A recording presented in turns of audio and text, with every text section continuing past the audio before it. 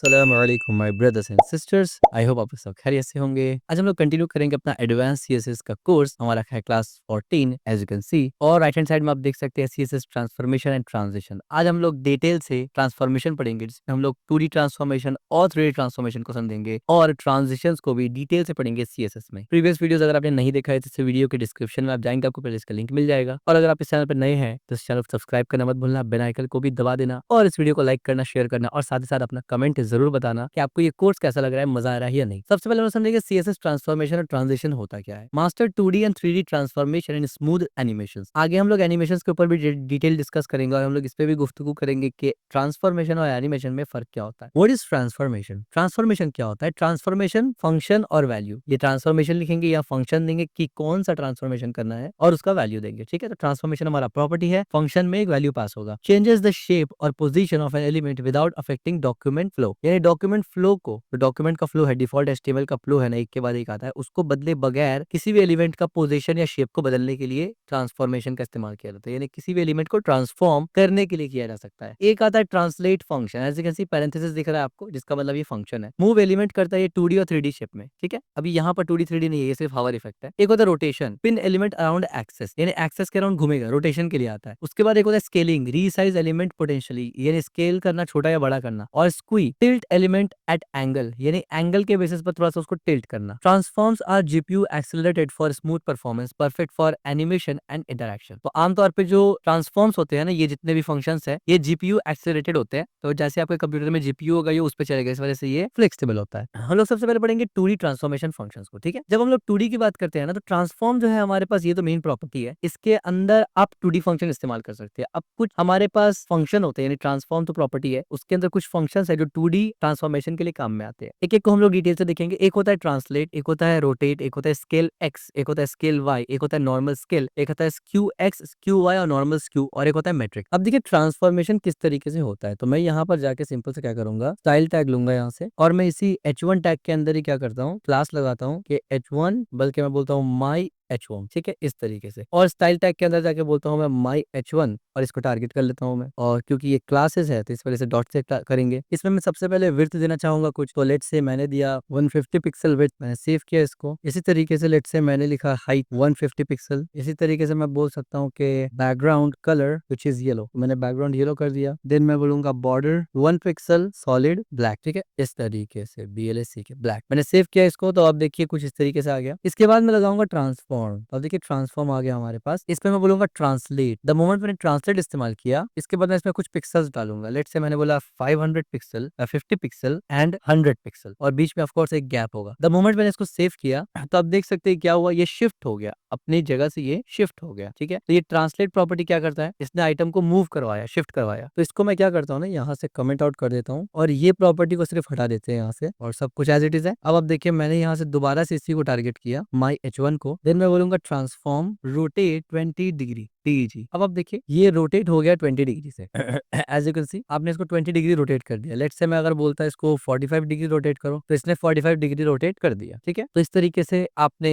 Element को move किया, उसके बाद आपने रोटेट फंक्शन की मदद से रोटेट करवाया। अब रोटेट करवाने का बहुत सा तरीका हो सकता है, यहाँ पर हम लोग रोटेट करवा रहे हैं 45 डिग्री की मदद से, 90 डिग्री कर सकते हैं आप, और भी there is a lots of way to do it. ठीक है, इसी तरीके से अगर आप नेगेटिव वैल्यू में रोटेट करते हैं तो क्या होगा, देखिए मैं इसको दोबारा से इसको इस तरीके से करता हूँ और इसको कमेंट करता हूँ, और इसको अगर नेगेटिव वैल्यू दूंगा ना मैं, तो ये एंटी क्लॉकवाइज घूमेगा। एज यू कैन सी अब एलिमेंट राइट से लेफ्ट आ गया। तो नॉर्मली जब डिग्री रोटेट करते हैं तो वो क्लॉकवाइज घूमता है, और माइनस में अगर आप देंगे तो वो पीछे की तरफ जाएगा, यानी रिवर्स रोटेट होगा, विच इज एंटी क्लॉकवाइज।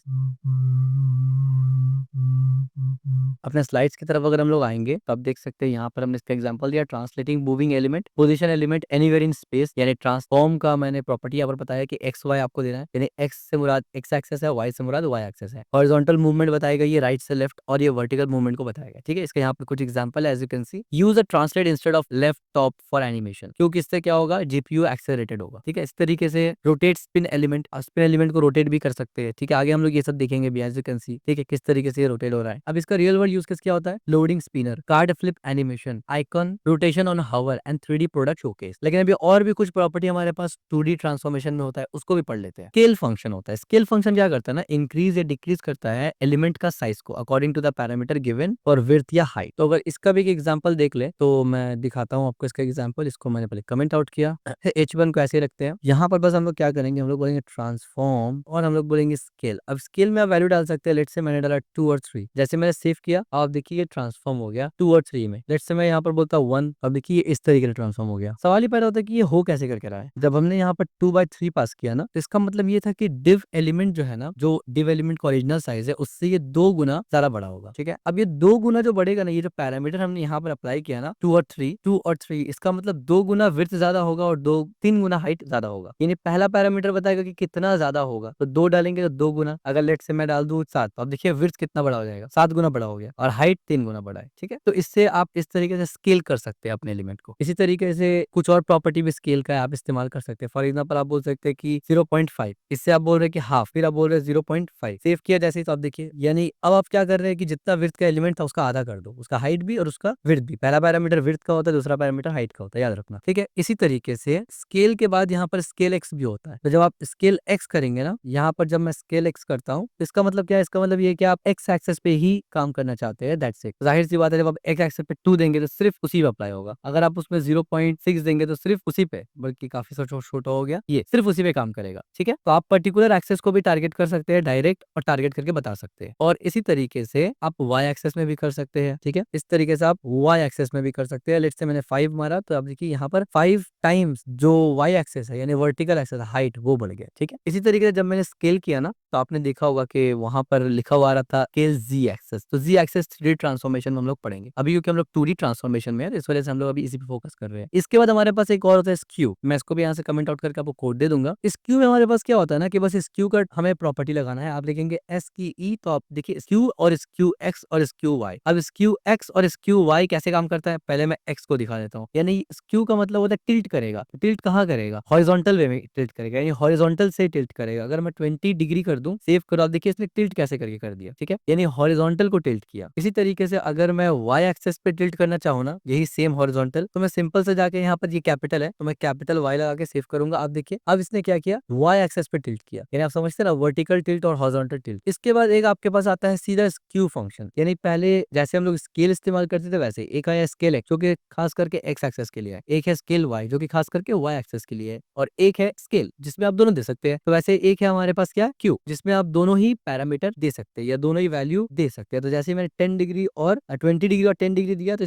क्या किया, 20 डिग्री हॉरिजॉन्टल टिल्ट हुआ, 10 डिग्री वर्टिकल टिल्ट हुआ। अगर मैं 10 के जगह इसको 50 डिग्री कर दूं, तो आप देखेंगे वर्टिकली कितना टिल्ट हो गया। ठीक है, तो इसको 10 ही रखते हैं। इसी तरीके से अगर एक पैरामीटर आप डालते ही नहीं है, तो भी ये एक्सेप्ट कर लेता है। जैसे मैंने यहाँ पर सिर्फ 20 डिग्री डाला ना, इस तरीके से, और सेव कर दिया। आप देखिए तो अभी ये टिल्ट हो गया, और इस क्यू हमारे पास यहाँ पर कुछ और हमारे पास नहीं है, एज यू कैन सी। ठीक है, अब जाहिर सी बात है, अगर आप क्यू इस्तेमाल कर रहे हैं, तो ये अज्यूम्ड या इम्प्लाइड होता है कि आप 2 पैरामीटर, 2 वैल्यू इस्तेमाल करना चाहते हैं, एक विड्थ के लिए, एक हाइट के लिए। लेकिन अगर आप स्क्यू इस्तेमाल करते हैं और सिर्फ पहला पैरामीटर देते हैं, दूसरा नहीं देते, तो पहला पैरामीटर विड्थ के लिए होता है, सिर्फ विड्थ अप्लाई होगा। यानी यहाँ पर जो स्क्यू और हमारा ये वैल्यू है ना, ये एग्जैक्टली सेम होगा क्यू वाई एक्सेस के, एक्स एक्सेस के लिए। ठीक है, तो ये भी आपको ध्यान में रखना है। इसके बाद हमारे पास क्या आता है, हमारे पास आता है सीएसएस में मैट्रिक्स। मैट्रिक्स क्या है, मैट्रिक्स एक फंक्शन है जो कि 2D ट्रांसफॉर्मेशन के जितने भी फंक्शन था ना, उसको एक जगह कंबाइन कर। मैट्रिक फंक्शंस में 6 पैरामीटर होते हैं, 6 वैल्यू आप डाल सकते हैं। तो इसको मैं कमेंट लगा के आपको बता देता हूँ। ठीक है, तो मैं अगर यहाँ पर लिखूँ मैट्रिक्स, और इसमें क्या क्या वैल्यू जाता है बाय डिफॉल्ट, आप रोटेट कर सकते हैं, स्केल कर सकते हैं, मूव कर सकते हैं, और क्यू कर सकते हैं एलिमेंट को। ठीक है, मूव से मुराद यहाँ पर है ट्रांसलेट। ठीक हो गया, और एक है मैथमेटिकल फंक्शन। तो आइए इसको भी जरा देख लेते हैं। तो लेट से मैं यहाँ से अपना जो डिव था, इसी को मैं यहाँ से कॉपी करके यहाँ लेके आ जाता हूँ। ठीक है, और यहाँ पर अगर मैंने इसको पेस्ट किया, एज यू कैन सी ये पुराना वैल्यू दिखा रहा है। इसके बाद अब मैं ट्रांसफॉर्म में जाके क्या बोलूंगा, मैट्रिक्स। अब देखिए मैट्रिक्स और matrix 3D, of course matrix 3D जो है वो हम लोग 3D वाले चैप्टर में पढ़ेंगे, जो कि जस्ट अभी आने वाला है। अब यहाँ मैट्रिक्स में मैं क्या करूंगा, मैं बोलूंगा 1, पहला पैरामीटर गया फंक्शन। इसके बाद मैंने बोला 0, फिर मैंने बोला 0.5, फिर मैंने बोला 1, और फिर मैंने बोला 150, और फिर मैंने बोला 0। जैसे मैंने सेव किया, अब आप देखिए किस तरीके से हमने इसको टिल्ट भी कराया और हमने इसको मूव भी कराया। ठीक है, इसी का एक एग्जांपल देता हूं मैं आपको। और जो पैरामीटर होता है हमने ऑलरेडी एक्सप्लेन किया कि rotate, scale, move, Q,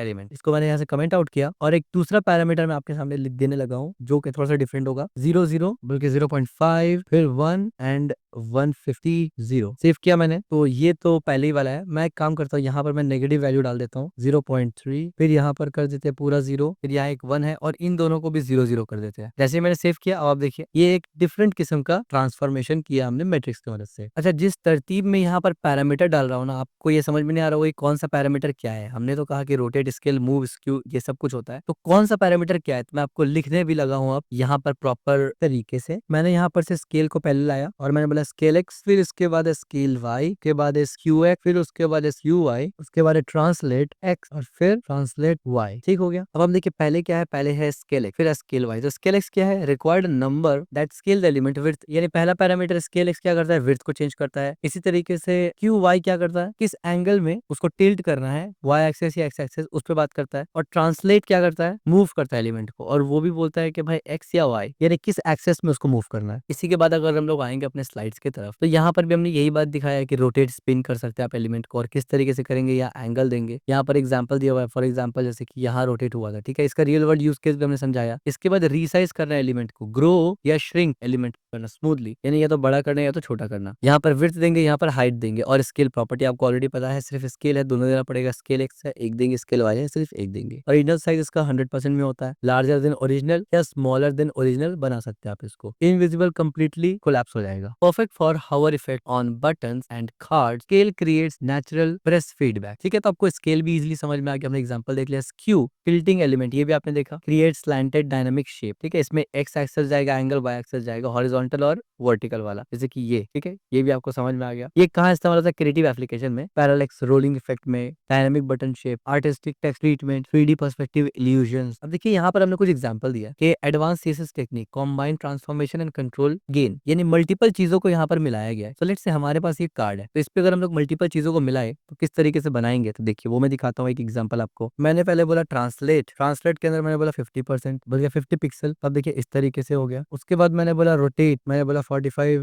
degree DEG, तो 45 डिग्री रोटेट हो गया। उसके बाद मैंने बोला स्केल और मैंने बोला 1.2, और ये डबल कोट्स लग गया, इस वजह से ये काम नहीं कर रहा है। तो इस तरीके से मैंने सेव किया, तो अब देखिए स्केल भी हो गया, ये बड़ा भी हो गया। ठीक है, तो इस तरीके से हम मल्टीपल प्रॉपर्टी भी लगा सकते हैं। अब जब मल्टीपल प्रॉपर्टी लगाने का आपको पावर मिल जाता है ना, तो फिर आप काफी सारे काम कर सकते हैं इसमें। फॉर एग्जाम्पल आप बोल सकते हैं कि ट्रांसलेट वाई, और उसमें आप एक्सप्लिसिटली बोल सकते हैं -10 पिक्सल। जैसे आप करेंगे तो आप देखिए इस तरीके से ट्रांसलेट वाई इतना हो गया। उसके बाद आप बोल सकते हैं कि रोटेट 5 डिग्री, सेव करेंगे आप जब आप देखेंगे ये 5 डिग्री रोटेट हो गया। हमने यहाँ स्केल किया 1.05, सेव किया हमने, तो आप देखिए इस तरीके से हो गया। इसके बाद मजीद इसमें आप दूसरे प्रॉपर्टीज को इस्तेमाल कर सकते हैं। फॉर एग्जांपल बॉक्स शैडो 0, और ये इस वजह से ऐसे प्रॉब्लम हो रहा है ना, क्योंकि हमने सेमीकोलन यहाँ पर स्किप कर दिया। ठीक है, यहाँ पर हम लोग बोलेंगे बॉक्स शैडो, यहाँ पर 0 पिक्सल, 20 पिक्सल, 40 पिक्सल, RGBA, और यहाँ पर मैं बोलूंगा 0, यहाँ भी 0, यहाँ भी 0, और अल्फा चैनल में क्या होगा 0.3, 0.3। जैसे मैं सेव किया इसको, तो आप देखिए मैंने इस पे ट्रांसफॉर्मेशन भी लगाया और साथ ही साथ मैंने इस पे बॉक्स शेडो भी लगाया। अब इसके अलावा आप इस पे काफी सारा चीज लगा सकते हैं, एनिमेशन ऑल दैट भी इसी में लगा सकते हैं। ठीक है, इसी तरीके से इसको आप थोड़ा अलग तरीके से भी ट्विक करके देख सकते हैं। लाइक यहाँ पर मैंने क्या कर दिया, सिर्फ ट्रांसफॉर्मेशन को चेंज कर रहा हूँ। मैंने बोला पहले रोटेट करो 45 डिग्री, देन मैंने बोला क्या करो, ट्रांसलेट करो, और एक्स वाई में से मैंने सिर्फ 50 पिक्सल दिया। ठीक है, तो आप देखिए इस तरीके से होगा। यानी हमने ट्रांसलेट बोला, ट्रांसलेट एक्स या वाई नहीं बोला। ट्रांसलेट में पहला पैरामीटर देंगे, दूसरा स्किप करेंगे, तो विड्थ ही लेगा वो बाय डिफॉल्ट, तो उसने विड्थ ले लिया। तो इस तरीके से आप बहुत सारा टाइप्स का ट्रांसफॉर्मेशन कर सकते हैं। और इसी के साथ हमारा 2D ट्रांसफॉर्मेशन का तमाम जो इंपॉर्टेंट पॉइंट्स है सब कवर हो चुका है। तो अब देखिए transformation origin, control the rotation, scale point. ठीक है, इस तरीके से जैसे देखिए यहाँ पर ये और ये। ठीक है, ये किस तरीके से हो रहा है, ये हम लोग आगे देखेंगे कि एनिमेशन कैसे जोड़ते हैं इसके साथ। ठीक, pro tip, transform order affect the final result, translate first and then rotate for object effect. यानी पहले आपको ट्रांसलेट वगैरह कर लेना है, उसके बाद रोटेशन कर रहा है। ठीक है, क्योंकि ट्रांसफॉर्म का जो ऑर्डर है ना, जिस ऑर्डर में आप ट्रांसफॉर्म करें ना, वो फाइनल रिजल्ट को अफेक्ट करता है। इसके बाद हम लोग आ जाते हैं 3D ट्रांसफॉर्मेशन की तरफ। Adding a depth, move beyond flat screen, understanding 3D axis. अब आपको पता है हमने 10+2 12 वगैरह में 3D पढ़ा हुआ है, हमने कोऑर्डिनेट ज्योमेट्री पढ़ा हुआ है। ठीक है, जो डायमेंशंस होते हैं वो आपको इतना पता है, एक होता है एक्स एक्सेस, एक होता है वाई एक्सेस, 2D में होता है। लेकिन 3D ट्रांसफॉर्मेशन में, या 3D जब आप पढ़ते हैं तो उसमें जी एक्सेस भी आ जाता है कि कितना दूर है या कितना करीब है, पास और दूर के लिए। ठीक है, टूवर्ड या अवे, और ये अप और डाउन, और ये राइट और लेफ्ट के लिए आता है। तो रोटेशन में अगर आप देखेंगे, आप देखिए किस तरीके से रोटेट हो रहा है। ठीक है, ये एक्स एक्सेस पे रोटेट हो रहा है, फ्लिप फॉरवर्ड बैकवर्ड, और ये वाई एक्सेस पे टर्न हो रहा है। ठीक है, इस तरीके से, और ये आप देखिए जेड एक्सेस पे पिन लाइक अ क्लॉक हो रहा है। ठीक है, इसेंशियल 3D प्रॉपर्टीज। अब 3D प्रॉपर्टी में कुछ इसेंशियल चीज है। फॉर एग्जांपल पर्सपेक्टिव देखेंगे तो create a depth, smaller is equal to more dramatic, transform style, preserve 3D, keep 3D for children, back face visibility, hidden show element back. क्या मतलब है इन सब का, आइए एक एक करके समझते हैं और हम लोग देखते हैं, यहाँ पर आएंगे, इसको मैंने ऐसे कमेंट आउट किया और अब आप देखिए मैंने सेव कर दिया इसको। जो ट्रांसफॉर्म हमने प्रॉपर्टी पढ़ा था ना, वो 2D ट्रांसफॉर्मेशन में भी अप्लाई होगा, 3D ट्रांसफॉर्मेशन में अप्लाई होगा, ठीक है। और आपको पता है ये ट्रांसफॉर्म जो प्रॉपर्टी है, इससे आप रोटेट करवा सकते हैं, स्केल करवा सकते हैं, मूव करवा सकते हैं, ट्रांसलेट करवा सकते हैं और स्क्यू करवा सकते हैं किसी को भी। अब ये जो ट्रांसफॉर्म है, इससे आप 2D 3D दोनों काम कर सकते हैं। 2D में तो हमने देख लिया, लेकिन 3D में कैसे काम करेंगे? तो जाहिर सी बात है 2D में हमें रोटेट एक्स रोटेट वाई मिल रहा था, हमें रोटेट जेड भी मिल रहा था, लेकिन हम लोग यूज नहीं कर रहे थे क्योंकि वो यूज करेंगे तो वो 3D के कैटेगरी में आ जाएगा। अब हम लोग उसको यूज करेंगे, तो कैसे करेंगे हम लोग? लेट्स से मैं यहाँ से शैडो रहने देता हूँ, ट्रांसफॉर्म प्रॉपर्टी को सिर्फ यहाँ से कमेंट आउट करता हूँ ताकि हमारा नॉर्मल डिप कैसे दिखेगा वो देख लेते हैं। ये हमारा नॉर्मल डिप दिख रहा है, ठीक है। इसमें हम लोग आके न्यू ट्रांसफॉर्म प्रॉपर्टी लगा देंगे, ये जो हम लोग चाहते हैं। तो आपको पता है ट्रांसफॉर्म का ट्रांसफॉर्म ही रहेगा, उसमें कोई चेंजेस नहीं होगा, सिर्फ हमें यहाँ पर इस्तेमाल करना है क्या? अलग फंक्शंस को। सो लेट्स से पहले मैं क्या करता हूँ, मैं बोलता हूँ रोटेट एक्स और इसके अंदर मैं एंगल देता हूँ, मैंने बोला 150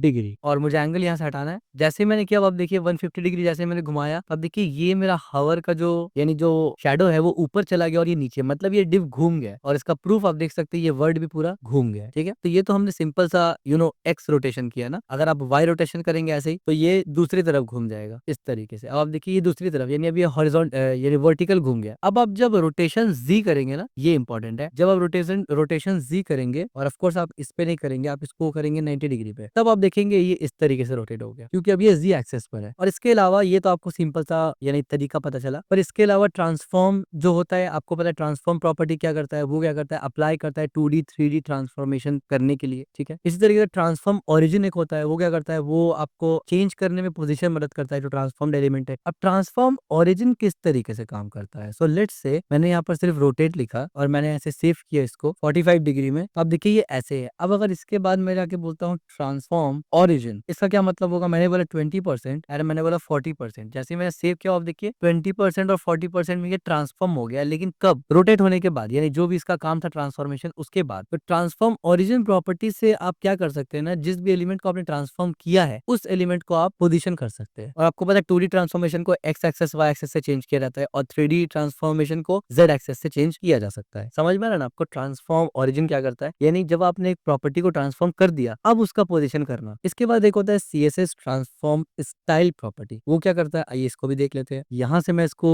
कॉपी करता हूँ, इसको कमेंट आउट करता हूँ। अब देखिए यहाँ रोटेट को मैं रोटेट ही रखता हूँ, बस रोटेट वाई कर देता हूँ मैं यहाँ पर, और इसको लेट से कर देते हैं 60 डिग्री। सेव किया हमने, ये इस तरीके से हो गया। अब मैंने क्या किया, इंस्टेड ऑफ ट्रांसफॉर्मेशन ओरिजिन हमने बोला ट्रांसफॉर्मेशन स्टाइल और हमने बोला प्रिजर्व 3D। जैसे हमने सेव किया तो ये कुछ इस तरीके से बदल गया। लेट से मैं इसको अगर बोल देता 90 डिग्री इस तरीके से। तो इसने किया क्या, इसका इस्तेमाल तब होगा ना जब आप नेस्टेड एलिमेंट के साथ काम करेंगे। तो जो ट्रांसफॉर्म स्टाइल प्रॉपर्टी होता है ना, वो ये बताता है कि नेस्टेड एलिमेंट किस तरीके से रेंडर होता है 3D स्पेस में। तो अब इसको दिखाने के लिए मैंने क्या किया, मैंने यहाँ पर एक डिव लिया इस तरीके से और इसको यहाँ से मैं हटा देता हूँ। देन हमने यहाँ पर एक स्टाइल लिया और जैसे मैंने इसको सेव किया, आप देखिए ये इस तरीके से बन गया। यानी नेस्टेड एलिमेंट किस तरीके से दिखेगा। अब ये हो क्या रहा है, देखिए सिंपल सा बात है। फर्स्ट डिव को हमने रिलेटिव बना दिया। आपको पता है ये पोजीशन प्रॉपर्टी है, एक के ऊपर एक ओवरलैप करवा सकते हैं। इसका हाइट विड्थ मार्जिन पैडिंग और बॉर्डर पिक्सल दे दिया, ये वाला डिव बाहर का। इसके बाद हमने डिव 2 बनाया जिसका पैडिंग 50 पिक्सल दिया, इसको एब्सोल्यूट बनाया। तो अब ये किसके हिसाब से पोजीशन लेगा, इसके हिसाब से लेगा, डिव 1 के हिसाब से। इसमें भी बॉर्डर लगा दिया, बॉर्डर लग गया रेड कलर का, यानी ये रेड कलर ये वाला, ये जो हेलो लिखा है ये सेकंड डिव है। इसको मैं ट्रांसफॉर्म वाई 60 डिग्री किया, ये 60 डिग्री ट्रांसफॉर्म हो गया और मैंने बोला प्रिजर्व 3D स्टाइल, यानी इससे क्या हुआ कि 3D स्टाइल 3D लुक को ये प्रिजर्व करेगा। इसी तरीके से हमने थर्ड डिव को पैडिंग दिया 40 एब्सोल्यूट और यहाँ पर हमने बैकग्राउंड येलो और इसको रोटेट करवा दिया। अब जब ये दोनों ओवरलैप कर रहा है ना, अब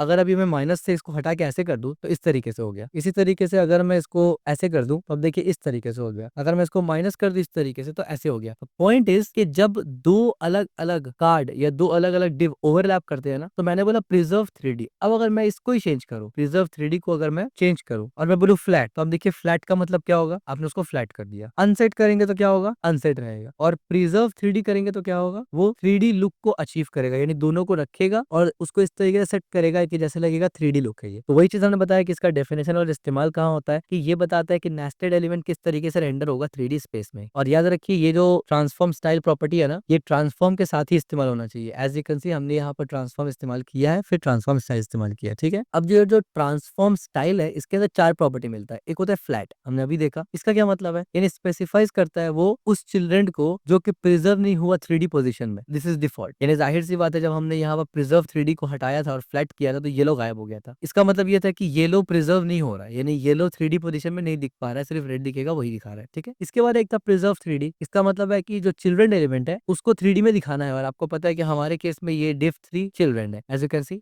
div 2 के अंदर div 3 है। तो प्रिजर्व 3D क्या करता है, जो चाइल्ड है नेस्टेड है उसको प्रिजर्व करता है 3D स्पेस में। इनिशियल क्या करता है, सेट करता है प्रॉपर्टी उसके वैल्यू में, यानी डिफॉल्ट वैल्यू में, जो कि क्या होता है कि 3D एलिमेंट को ये प्रिजर्व नहीं करेगा, फ्लैट रखेगा, हटा देगा, ठीक है। इनिशियल वैल्यू भी वही रहता है बाय डिफॉल्ट। और इसके अलावा एक होता है इनहेरिट प्रॉपर्टी, ये तो आपको पता ही है कि अपने पेरेंट एलिमेंट से वो लेगा। अब इसके बाद मैं इसको भी कमेंट आउट कर देता हूँ यहाँ से, और इसके बाद मैं आपको दिखाता हूँ कि एक फंक्शन हमारे पास होता है पर्सपेक्टिव, इसको भी यहाँ से कमेंट आउट, बल्कि इसको छोड़ देते हैं, इसके नीचे लगाते हैं। मैंने यहाँ पर एक सिंपल सा डिव वगैरह ले लिया, ठीक। और ये जो डिव था इसको बल्कि कमेंट आउट ही कर देते हैं, और इसको भी कमेंट आउट कर देते हैं क्योंकि बाकी चीज भी कमेंट आउट किया हुआ है, ठीक है। मैंने सेव किया इसको। तो ये आप देख सकते हैं पर्सपेक्टिव कैसे होता है। एज यू कैन सी, मैं इसको जूम करता हूँ, यहाँ पर्सपेक्टिव नन है, हमारा पर्सपेक्टिव यहाँ हमने 3D रखा है। पहले हम लोग देखेंगे हम लोग ये किया क्या, div 1 को रिलेटिव बना दिया, ये हमारा div 1 है, ये रिलेटिव है, हाइट इसका इतना है, मार्जिन इतना है, सॉलिड इतना, पर्सपेक्टिव 100 रखा अभी किसका, रिलेटिव का। और div 2 का क्या किया हमने, देखिए, बल्कि div 2 और div 4, ये div 1 है जिसके अंदर div 1 लिखा हुआ है, div 1 के अंदर div 2 है जिसके अंदर div 2 लिखा हुआ है, ठीक है। div 1 के अंदर div 2 है, याद रखना। तो div 1 उसमें हमने पर्सपेक्टिव दिया 100,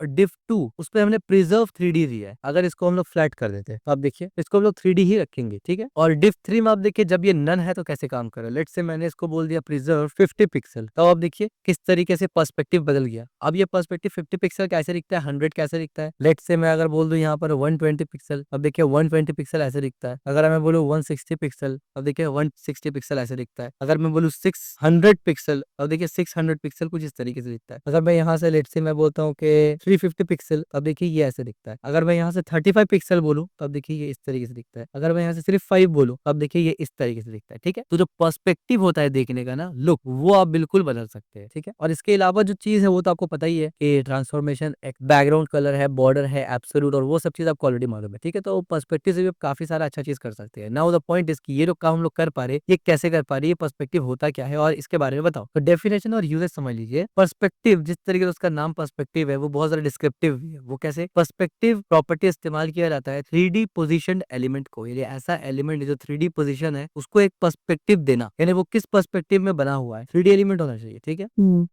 दूसरा ये है कि जो पर्सपेक्टिव होता है ना, वो प्रॉपर्टी इस चीज को भी डिफाइन करता है कि कितना फार, कितना दूर कोई ऑब्जेक्ट है यूजर से, यानी यूजर से कितना दूर। आप देखिए ये मान लीजिए आपने div 3 आपका यूजर है और यहाँ पर ऑब्जेक्ट है, और इसी केस को यहाँ देखिए तो आपको समझ में आ रहा है कि div 2 काफी करीब है और div 3 यहाँ पर आपको दिख रहा है भाई बहुत दूर है। अगर मैं इसको 15 पिक्सल कर दूं आप बोलेंगे हाँ अब ठीक है थोड़ा करीब है पहले से। अगर मैं इसको 25 पिक्सल कर दूं आप बोलेंगे इस तरीके से। अगर मैं इसको 75 पिक्सल कर दूं आप देखिए और ज्यादा करीब दिख रहा है, ठीक है। और एक इंपॉर्टेंट बात, जिस एलिमेंट पे आप पर्सपेक्टिव लगाते हैं तो उसका जो चाइल्ड एलिमेंट होता है ना, वो पर्सपेक्टिव व्यू ले, वो एलिमेंट खुद नहीं, यानी वो जो व्यू लिया जाता है ना वो खुद नहीं लेता है। मिसाल के तौर पे div 1 हमारा ये है ना, ये तो पेरेंट है div 1, उसके अंदर div 2 है उसका चाइल्ड, आप देख सकते हैं div 2 उसके अंदर है। तो हमें जो पर्सपेक्टिव दिख रहा है वो div 1 से div 2 का दिख रहा है, यानी div 1 का पर्सपेक्टिव नजर नहीं आ रहा हमें div 2 का पर्सपेक्टिव नजर आ रहा है जो कि उसका चाइल्ड है, ठीक है। आई नो आप लोगों को थोड़ा सा ये कॉम्प्लेक्स लगा होगा कि यार ये चाइल्ड और पेरेंट्स वगैरह, पर टेंशन मत लीजिए, ये सब चीज आम तौर पे आप डेवलपमेंट वगैरह में तो कभी जरूरत पड़ता नहीं है। गेमिंग वगैरह थोड़ा बहुत या वेब एनिमेशन वगैरह में इसका जरूरत पड़ता है, वो भी आगे हम लोग देखेंगे कि जब हम लोग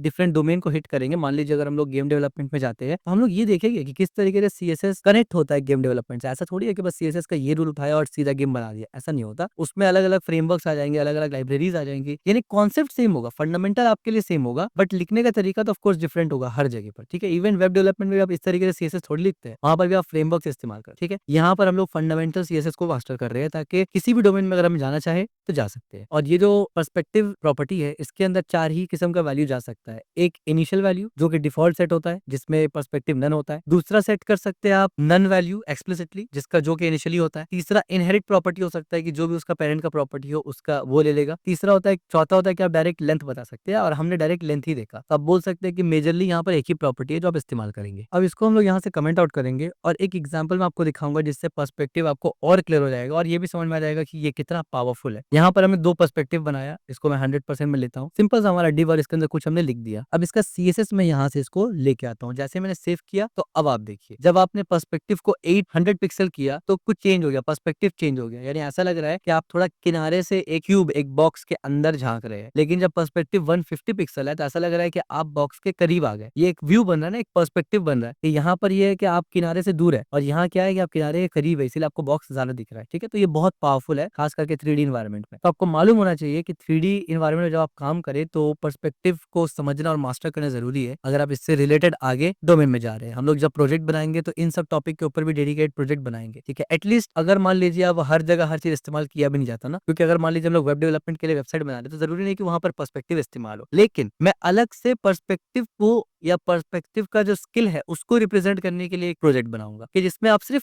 हो सकता है पेज है एक नॉर्मल सा जिसमें आप पर्सपेक्टिव को ही रिप्रेजेंट कर रहे हैं अच्छे तरीके से, ताकि आप अंडरस्टैंड कर सके। ठीक है, इसके बाद एक होता है सीएसएस में बैक फेस विजिबिलिटी प्रॉपर्टी। क्या मतलब ये कि हाइड करना या शो करना जो बैक फेस होता है ना, उसका क्या मतलब, इसका डेफिनेशन और उसका इस्तेमाल समझिए। बैक फेस विजिबिलिटी जो है वो एक प्रॉपर्टी है जो कि इस बात को डिफाइंड करता है कि जो बैक फेस होता है ना, यानी बैक फेस का मतलब आपके एलिमेंट का जो बैक फेस होता है ना, वो विजिबल होगा यूजर के तरफ या नहीं होगा। और इसका मतलब आप ऐसे भी समझ सकते हैं, जो बैक फेस होता है ना एलिमेंट का, किसी भी एलिमेंट का जो बैक फेस होगा वो उसका मिरर इमेज होगा फ्रंट फेस का, जो वो डिस्प्ले हो रहा है। सिंपल सी बात, यानी सामने से देखेंगे तो उसको मिरर कर देंगे, वो पीछे से देखना हो गया, बैक फेस हो गया। और ये प्रॉपर्टी यूजफुल होता है जब एलिमेंट रोटेट हो, यानी रोटेटेड मोशन में हो, रोटेटेड ही हो एलिमेंट, तो इसको भी आप लोग काफी रेयर ही इस्तेमाल करेंगे और आगे जाके कुछ चीजों को हम लोग प्रोजेक्ट में ऐड करेंगे। ठीक है, अच्छा, इसके बाद जो हमने 3D ट्रांसफॉर्मेशन देखा, 3D ट्रांसफॉर्मेशन में कुछ फंक्शंस होते हैं, हमने ऑलरेडी वो फंक्शन देख लिया, बस हम लोग एक बार रिवाइज कर लेते हैं। हमने देख लिया मैट्रिक्स 3D, इसमें 3 डायमेंशन मैट्रिक्स होता है, यानी 4x4 मैट्रिक्स होगा, इसमें 16 वैल्यू होगा, 4x4 आपको पता है 16 होता है सॉरी। इसी तरीके से ट्रांसलेट 3D जो कि 3D ट्रांसलेशन करता है,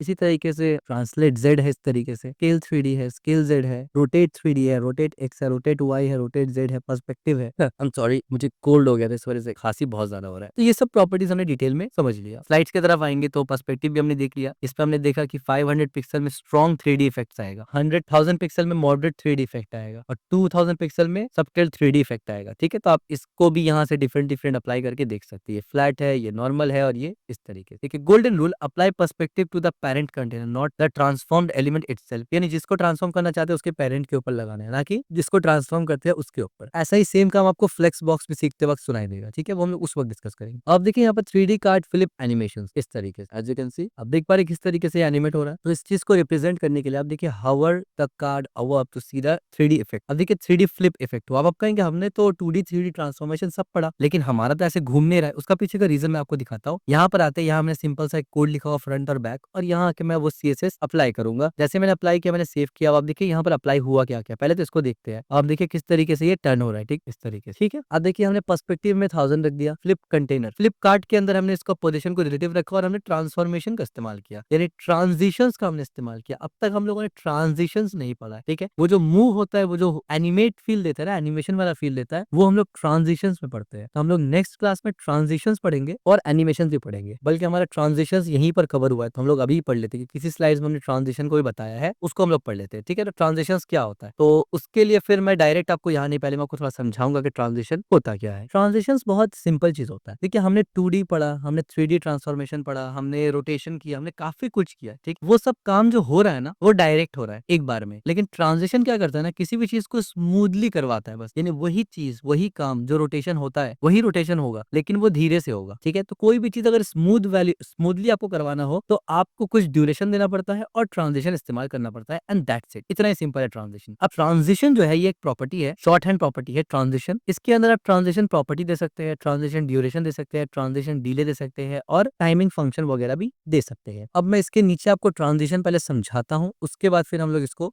समझेंगे कि ये कैसे काम कर रहा है। तो सबसे पहले मैं क्या करता हूँ ना, मैंने लेट्स से एक डिव लिया और इस डिव का नाम मैं बोलता हूँ यहाँ से माई डिव, और इस डिव को खाली रखते हैं। इसको हम लोग CSS से यहाँ पर स्टाइल करने वाले हैं। तो मैंने क्या बोला यहाँ से डॉट माई डिव, और इसके अंदर मैं कुछ सिंपल सा CSS लिखने लगा हूँ। जैसे कि मैं बोलूंगा विड्थ हो जाए 100 पिक्सल, इसी तरीके से हाइट हो जाए 100 पिक्सल, इसी तरीके से मैं बोलूंगा बैकग्राउंड कलर हो जाए रेड। सेव करते हैं तो अब देखिए नीचे आ गया रेड। और यहाँ पर अब मैं क्या बोलता हूँ, आप जरा गौर से देखिए, मैंने बोला transition, as you can see transition, मैंने बोला विड्थ, ट्रांजिशन विड्थ और मैंने बोला 2s 2 सेकंड। मैंने इसको जैसे सेव किया, अब आप देखिए यहाँ पर कुछ नहीं हो रहा है। मैंने तो बोला ट्रांजिशन करो लेकिन कुछ नहीं हो रहा है, बल्कि हमने गलती से ट्रांसफॉर्म लगा दिया, ट्रांजिशन विड्थ 2 सेकंड। ठीक है, हमने देखा अभी भी कुछ नहीं हो रहा, मैंने क्लिक किया, सब कुछ किया। ठीक है, तो सवाल ये पहले होता है कि ट्रांजिशन होगा कैसे करके, यानी ट्रांजिशन तो लगा दिया लेकिन ये कैसे करके काम कैसे करेगा, ये काफी इंपॉर्टेंट चीज है। वैसे यहाँ पर ट्रांजिशन क्या होगा वो मैं समझा देता हूँ आपको। यहाँ पर 100 पिक्सल इंटू 100 पिक्सल होगा और ट्रांजिशन में ये होगा ना कि इसका विड्थ बढ़ जाएगा। ट्रांजिशन ये होना चाहिए कि इसका विड्थ बढ़ जाए, लेकिन सवाल ये पैदा होता है कि ट्रांजिशन ट्रिगर कैसे करके होगा, ट्रांजिशन देंगे कैसे करके, ट्रांजिशन हो तो नहीं रहा है ना। ये बहुत इंपॉर्टेंट पॉइंट है, याद रखना कि ट्रांजिशन जो है वो ट्रिगर होता है जब एलिमेंट के प्रॉपर्टीज में कुछ चेंजेस हो। और ये कैसे होता है, सूडो क्लासेस की मदद। कोई भी किस्म का सूडो क्लास अगर आप इस्तेमाल करेंगे तो ट्रांजिशन उसमें हो सकता है। फॉर एग्जाम्पल हावर, किसी चीज को एक्टिव करना हो, फोकस या चेक्ड, इस बेसिस पे, यानी कोई भी स्टेट अगर चेंज हो रहा है, एलिमेंट का प्रॉपर्टी चेंज हो रहा है, उस पे ट्रांजिशन ट्रिगर होता है। तो हमारे केस में हम लोग क्या करेंगे, हम लोग आके यहाँ पर सिंपल सा बोलेंगे .my div और इसमें आके मैं बोलूंगा विड्थ 300 पिक्सल। अब देखिए हुआ ये, और गलती से हमने हावर तो लगाया नहीं, तो हमें हावर लगाना है। ठीक है, ये अब देखिए जैसे मैंने सेव किया तो हमने यहाँ पर किया क्या पहले वो समझ। हमने बोला ट्रांजिशन करो विड्थ पे, विड्थ कितना है 100 पिक्सल है, हमने बोला ट्रांजिशन करो विड्थ पे 2 सेकंड पे, यानी अब विड्थ पे कोई ट्रांजिशन होगा और वो कितना सेकंड के दरमियान होगा, 2 सेकंड में होगा। और हमने बताया कि ट्रांजिशन ट्रिगर तब होता है जब आप सूडो क्लासेस इस्तेमाल करें। तो सूडो क्लास के अंदर हमको लिखना पड़ेगा ना कि ये जो विड्थ का ट्रांजिशन है वो क्या होगा, छोटा होगा, बड़ा होगा, क्या होगा। तो हमने बोला विड्थ 300 पिक्सल, तो 2 सेकंड के अंदर ये जो विड्थ है 100 पिक्सल का, हवर करने पर ये 300 पिक्सल हो जाएगा। तो देखते हैं जरा, जैसे ही मैंने यहाँ पर किया आप देखिए ये बढ़ गया एज यू कैन। ठीक है, सवाल ये पैदा होता है ये राइट साइड ही क्यों बढ़ा, क्योंकि by default positive value right side ही बढ़ता है। एग्जांपल के तौर पे अगर मैं बोलूं मार्जिन लेफ्ट 200 पिक्सल, अब देखिए राइट हैंड साइड पे आ गया मेरा ये वैल्यू। अभी भी अगर मैं हवर करूं तो राइट हैंड साइड पे जाए। ठीक है, अगर मैं माइनस कर दूं तो अब देखिए ये काम नहीं कर रहा है, रिवर्स में काम नहीं करेगा ये। ठीक, इसी तरीके से अगर मैं विड्थ के साथ साथ हाइट भी बढ़ाने का कोशिश करूं कि मुझे हाइट भी चाहिए 300 पिक्सल बढ़ जाए। ठीक है, तो अब देखिए हाइट और विड्थ दोनों बढ़ गया, लेकिन आप एक चीज गौर करेंगे हाइट में ट्रांजिशन नहीं हो रहा है, हाइट डायरेक्ट बढ़ जा रहा है। ठीक है, क्यों, क्योंकि हमने यहाँ पर हाइट नहीं कहा ना। ठीक है, हमने यहाँ पर हाइट नहीं कहा था। अब आप देखिए अच्छा अब विड्थ ठीक से नहीं हो पा रहा। ठीक है, तो मैं यहाँ से सिर्फ हाइट रखता हूँ फिलहाल, ताकि हाइट आपको दिखा दूं। तो आप देखिए ये ट्रांजिशन इस तरीके से, यानी एक सिंपल सा ट्रांजिशन है। अब सवाल ये पैदा होता है कि जो मैं ट्राई कर रहा था वो हुआ क्यों नहीं। इसका पीछे रीजन ये है कि मुझे पैरामीटर्स को इस तरीके से देना पड़ेगा। पहले मुझे हाइट दिया लेट्स से, और मैं आपको दिखाता हूँ कि एक्चुअली में मल्टीपल हाइट विड्थ वगैरह कैसे लगाएंगे। माई डिव में हमने इसका विड्थ दे दिया, हाइट दे दिया, ट्रांजिशन में दे दिया विड्थ 2 सेकंड में होगा, हाइट 4 सेकंड में होगा, कलर चेंज 3 सेकंड में होगा, और यहाँ पर हमने तीनों पैरामीटर दे दिया। अब देखिए किस तरीके से ये काम कर रहा है एज यू कैन सी। ठीक है, अब सवाल ये पैदा होता है कि ये कैसे काम कर रहा है। अच्छा आप देखेंगे इस पे भी अप्लाई हो रहा है, ये क्यों पता है, क्योंकि दोनों डिव है इस वजह से, यानी अब इस पे मल्टीपल चीज अप्लाई हो जा रहा है एज यू कैन सी। ठीक है, आप देख रहे हैं इस पे मल्टीपल चीज अप्लाई हो रहा है, क्यों, क्योंकि ये भी डिव है और हमने यहाँ पर डायरेक्ट डिव को टारगेट किया है। ठीक है, तो ये सब एक साथ हो रहा है। ठीक है, इस पे ओवर करने पर अब देखिए इस तरीके से हो रहा है। तो पॉइंट इज के ट्रांजिशन करना कोई बहुत ज्यादा डिफिकल्ट नहीं है, इजी है। ठीक है, CSS transition smooth animation animate property change smoothly. Transition होता क्या है, transition create smooth animation between two state like hover state वगैरह, दो स्टेट के दरमियान ट्रांजिशन को स्मूथ करवाता है। विदाउट ट्रांजिशन इंस्टेंट चेंज होगा, जो कि आप देख रहे थे इससे पहले। विद ट्रांजिशन स्मूथ चेंज होगा। ट्रांजिशन प्रॉपर्टी होता है, ड्यूरेशन होता है, टाइम फंक्शन होता है और डिले होता है। तो हमने प्रॉपर्टी और ड्यूरेशन तो देख लिया, और मल्टीपल प्रॉपर्टी मल्टीपल ड्यूरेशन कैसे देखेंगे, टाइम फंक्शन और डिले हम लोग आगे देखेंगे। प्रॉपर्टी क्या होता है, ऑल विद कलर्स वगैरह, ये क्या एनिमेट करना है। ड्यूरेशन क्या होता है, इस तरीके से दे सकते हैं 0.5 ms से लेके 1000 ms तक, कितनी देर में एनिमेशन होगा। टाइम फंक्शन क्या करता है, ईज इन लीनियर, यानी स्पीड कर्व किस तरीके से होगा, इस पे हम लोग डिस्कस करेंगे। और डिले का मतलब कितना डिले होगा। ठीक है, स्टार्ट होने से पहले कितना डिले होगा। और यहाँ पर कुछ बेसिक से एग्जांपल्स हमने ऑलरेडी देखा हुआ है। यहाँ पर है time function control animation speed. तो अब यहाँ पर ट्रांजिशन टाइमिंग पढ़ने से पहले मैं क्या करूंगा, यहाँ पर एक काम करूंगा। सबसे पहले मैं आपको भी बता देता हूँ कि अगर आप भी चाहे तो ये कर सकते हैं, क्योंकि बार बार मुझे स्विच करना पड़ रहा है ना यहाँ से ब्राउजर, और मल्टीपल अगर मैं कर रहा हूँ तो रिकॉर्ड करने में दिक्कत होता है थोड़ा सा, क्योंकि मल्टीपल नहीं आ सकता। तो इस वजह से मैंने यहाँ पर क्या किया है, मैं आपको दिखाने लगा हूँ। आप एक्सटेंशंस में जाएंगे, इस पे जाके आप live preview as you can see, मैंने अभी जस्ट डाउनलोड किया है, और कुछ इसमें प्रॉब्लम आ रहा था उसको भी हमने फिक्स किया है। तो इस वजह से मैं आपको वो फिक्स भी बताऊंगा। ठीक है, तो लाइव प्रीव्यू में आप जाएंगे, ये माइक्रोसॉफ्ट की तरफ से है, अंडर डेवलपमेंट है अभी भी। ठीक है, लिखा हुआ यहाँ पर है, आप इसको सिंपल सा इंस्टॉल कर लेंगे। द मोमेंट आप इसको इंस्टॉल करेंगे तो आप देखेंगे उसके बाद जैसे आपका ये हमारा HTML है, पुराना HTML है। ठीक है, इसको मैं थोड़ा सा बैक जूम करता हूँ। अब ये हमारा पुराना HTML है। ठीक है, काफी लंबा हमारा HTML है। इसको मैं क्या कर सकता हूँ ना, मैंने इसको सेव किया, यहाँ राइट हैंड साइड में आप देख सकते हैं एक लाइव प्रीव्यू का हमें ऑप्शन आ रहा है, और यहाँ पर भी एक है, ये अलग लाइव प्रीव्यू है, मैं इसका इस्तेमाल करूंगा। आप अगर लाइव प्रीव्यू इस्तेमाल करेंगे तो आपको ये एक दिखेगा, ठीक है। ये जैसे मैंने इस पे क्लिक किया तो अब देखिए ये प्रीव्यू 14 क्लास HTML, ये वही 14 क्लास HTML है जो हम लोग ब्राउजर में देख रहे थे, ठीक है। और देखिए ये क्लास हमारा 14 यहीं से प्रीव्यू हो रहा है। मैं इसको जूम कर देता दोबारा, अब देखिए अब ये वही पैनल की तरह आ चुका है राइट एंड लेफ्ट में, बट अब ये डेडिकेटेडली VS कोड के अंदर है। मैं इसको इवन शिफ्ट भी कर सकता हूँ राइट और लेफ्ट अपने मर्जी मुताबिक, बट आमतौर पर मैं इसको ऐसे ही रखूंगा, ठीक है, इस तरीके से। अब यहाँ पर कुछ प्रॉब्लम है। प्रॉब्लम ये है कि इस डिव के अंदर हमने काम किया था ना, अगर मैं इसको यहाँ से हटाऊं इस तरीके से, मैंने इसको अनकमेंट किया था, अब देखिए ये हमारा डिव था ना, इसके ऊपर हमने काम किया था कुछ इस तरीके से, एनिमेशंस वगैरह देखा था, राइट। अब लेट्स से मैं इसको यहाँ से कमेंट आउट कर देता हूँ और मैं बाकी सब जो कोड है ना उसको भी कमेंट आउट कर देता हूँ, ताकि हमें नेविगेट करना आसान हो जाए ऊपर नीचे, क्योंकि ज्यादा कोड रहेगा तो नेविगेशन में प्रॉब्लम होगा। तो मैंने इसको भी यहाँ से बंद कर दिया, ठीक हो गया, मैंने सबको यहाँ से बंद कर दिया। ये अब आप देखिए यहाँ पर प्रॉब्लम क्या है ना, इस डिव को भी मैं बंद कर देता हूँ, ठीक है। अब आप देखिए दिक्कत क्या है, जब मैं यहाँ पर एक डिव लेता हूँ ना, मैंने यहाँ पर एक डिव लिया और मैं बोलता हूँ I am div, the moment हमने सेव किया तो आप यहाँ पर देख सकते हैं ये काफी छोटा है। This is the main issue. अब आप कहेंगे कि भाई आप इस पे अगर इस तरीके से कर दो, ऐसे करके कर दो कि फॉन्ट साइज 40 पिक्सल, तो ये तो बड़ा हो गया। बट द प्रॉब्लम इज कि हर बार मैं फॉन्ट साइज यहाँ लगाता थोड़ी रहूंगा। बाय डिफॉल्ट हम लोग ब्राउजर में क्या करते थे, हम लोग जूम करते थे ना इस तरीके से। पहले तो मैं इसको बंद करता हूँ, VS यानी हमारा जो को पायलट है इसको बंद करते हैं, तो हम लोग इस तरीके से जूम करते थे, राइट, ताकि ईजी होता था। पर यहाँ पर ये प्रॉब्लम आ रहा है, ठीक है, और ये प्रॉब्लम बाय डिफॉल्ट आएगा ही आएगा, क्योंकि जो प्रीव्यू लाइव प्रीव्यू है जो एक्सटेंशन हम लोग इस्तेमाल कर रहे हैं ना, उसमें ये ऑप्शन है ही नहीं। इस पे दूसरा एक ऑप्शन आता है कि आप पूरा का पूरा VS कोड का ही बढ़ा ले, यानी बड़ा कर ले। उससे क्या होगा कि ये आइकन्स भी आपको बहुत बड़ा बड़ा दिखेगा, ये भी बहुत बड़ा बड़ा दिखेगा, यानी आपका एक पूरा फिर वे ऑफ यूज चेंज करना पड़ेगा आपको, तो वो भी रिकमेंडेड नहीं है। तो इसके लिए क्या करूंगा, एक नया HTML में प्रॉपर्टी, यानी नया तो नहीं है, प्रॉपर्टी बहुत पुराना है, लेकिन क्योंकि कभी इसका जरूरत पड़ा नहीं तो इस वजह से HTML के कोर्स में हमने इसको बताया भी नहीं था। आज इसका जरूरत पड़ रहा है, तो लिहाजा मैं आपको एक बोनस टिप की तरह बता रहा हूँ कि आप क्या करेंगे ना, इस चीज को फिक्स करेंगे कि ये हमारा ऊपर नीचे जैसे हो रहा है ये वैसे ही होगा, लेकिन यहाँ पर ये नहीं होगा, ना ही कंट्रोल प्लस से होगा, ठीक है। कुछ डिवाइस में हो जाता है, अगर हो रहा है तो वेल एंड गुड, नहीं हो रहा है तो टेंशन मत लेना। एक बार आपको सिर्फ बॉडी में आना है, बॉडी में आके आपको स्टाइल लिखना है और जूम प्रॉपर्टी एक होता है, जूम के अंदर आपको आके 140% देना या 150% कर देना। अब जैसे मैंने 140 दिया, ये बड़ा हो गया, सो लेट्स से मुझे इसको थोड़ा और बड़ा रखना है क्योंकि मुझे रिकॉर्ड करना है, मैंने 200 कर दिया। अब 200 में ये नॉर्मल डिव दिख रहा है, यानी ये 16 पिक्सल के बराबर होगा। तो जैसे मैं H1 लूं और इस पे लिखूं आई एम, तो आप देख सकते हैं अब ये कितना बड़ा आ रहा है, ठीक है, आई एम हेडिंग 1, ठीक है, और ये लाइव प्रीव्यू खुद से हो रहा है, ठीक है, एज यू कैन सी। तो अब ये H1 ऐसे दिख रहा है, तो अब देखिए हाँ, अब रिकॉर्ड करने के लिए बिल्कुल सही है। मैं चाहूं तो इसको थोड़ा सा और बड़ा कर सकता हूँ, इतना बड़ा करूंगा कि बाय डिफॉल्ट मुझे सब कुछ दिख जाए, और जब मुझे छोटा करना होगा तो मैं सिंपल सा इसको यहाँ से कमेंट कर दूंगा। लेकिन अब कमेंट कैसे करके करेंगे, ये तो हमने इनलाइन दे दिया है, तो मैं सिंपल सा यहाँ से इसको कंट्रोल X से कट करूंगा, सेव करूंगा, आपको दिखा दूंगा, दोबारा से फिर यहाँ कंट्रोल V कर दूंगा इस तरीके से, ठीक है। और ऑफ कोर्स वो लास्ट में हम लोग करते हैं ना जब पूरा हमारा हो जाता है काम, ठीक है। तो ये एक सिंपल सा फिक्स था जो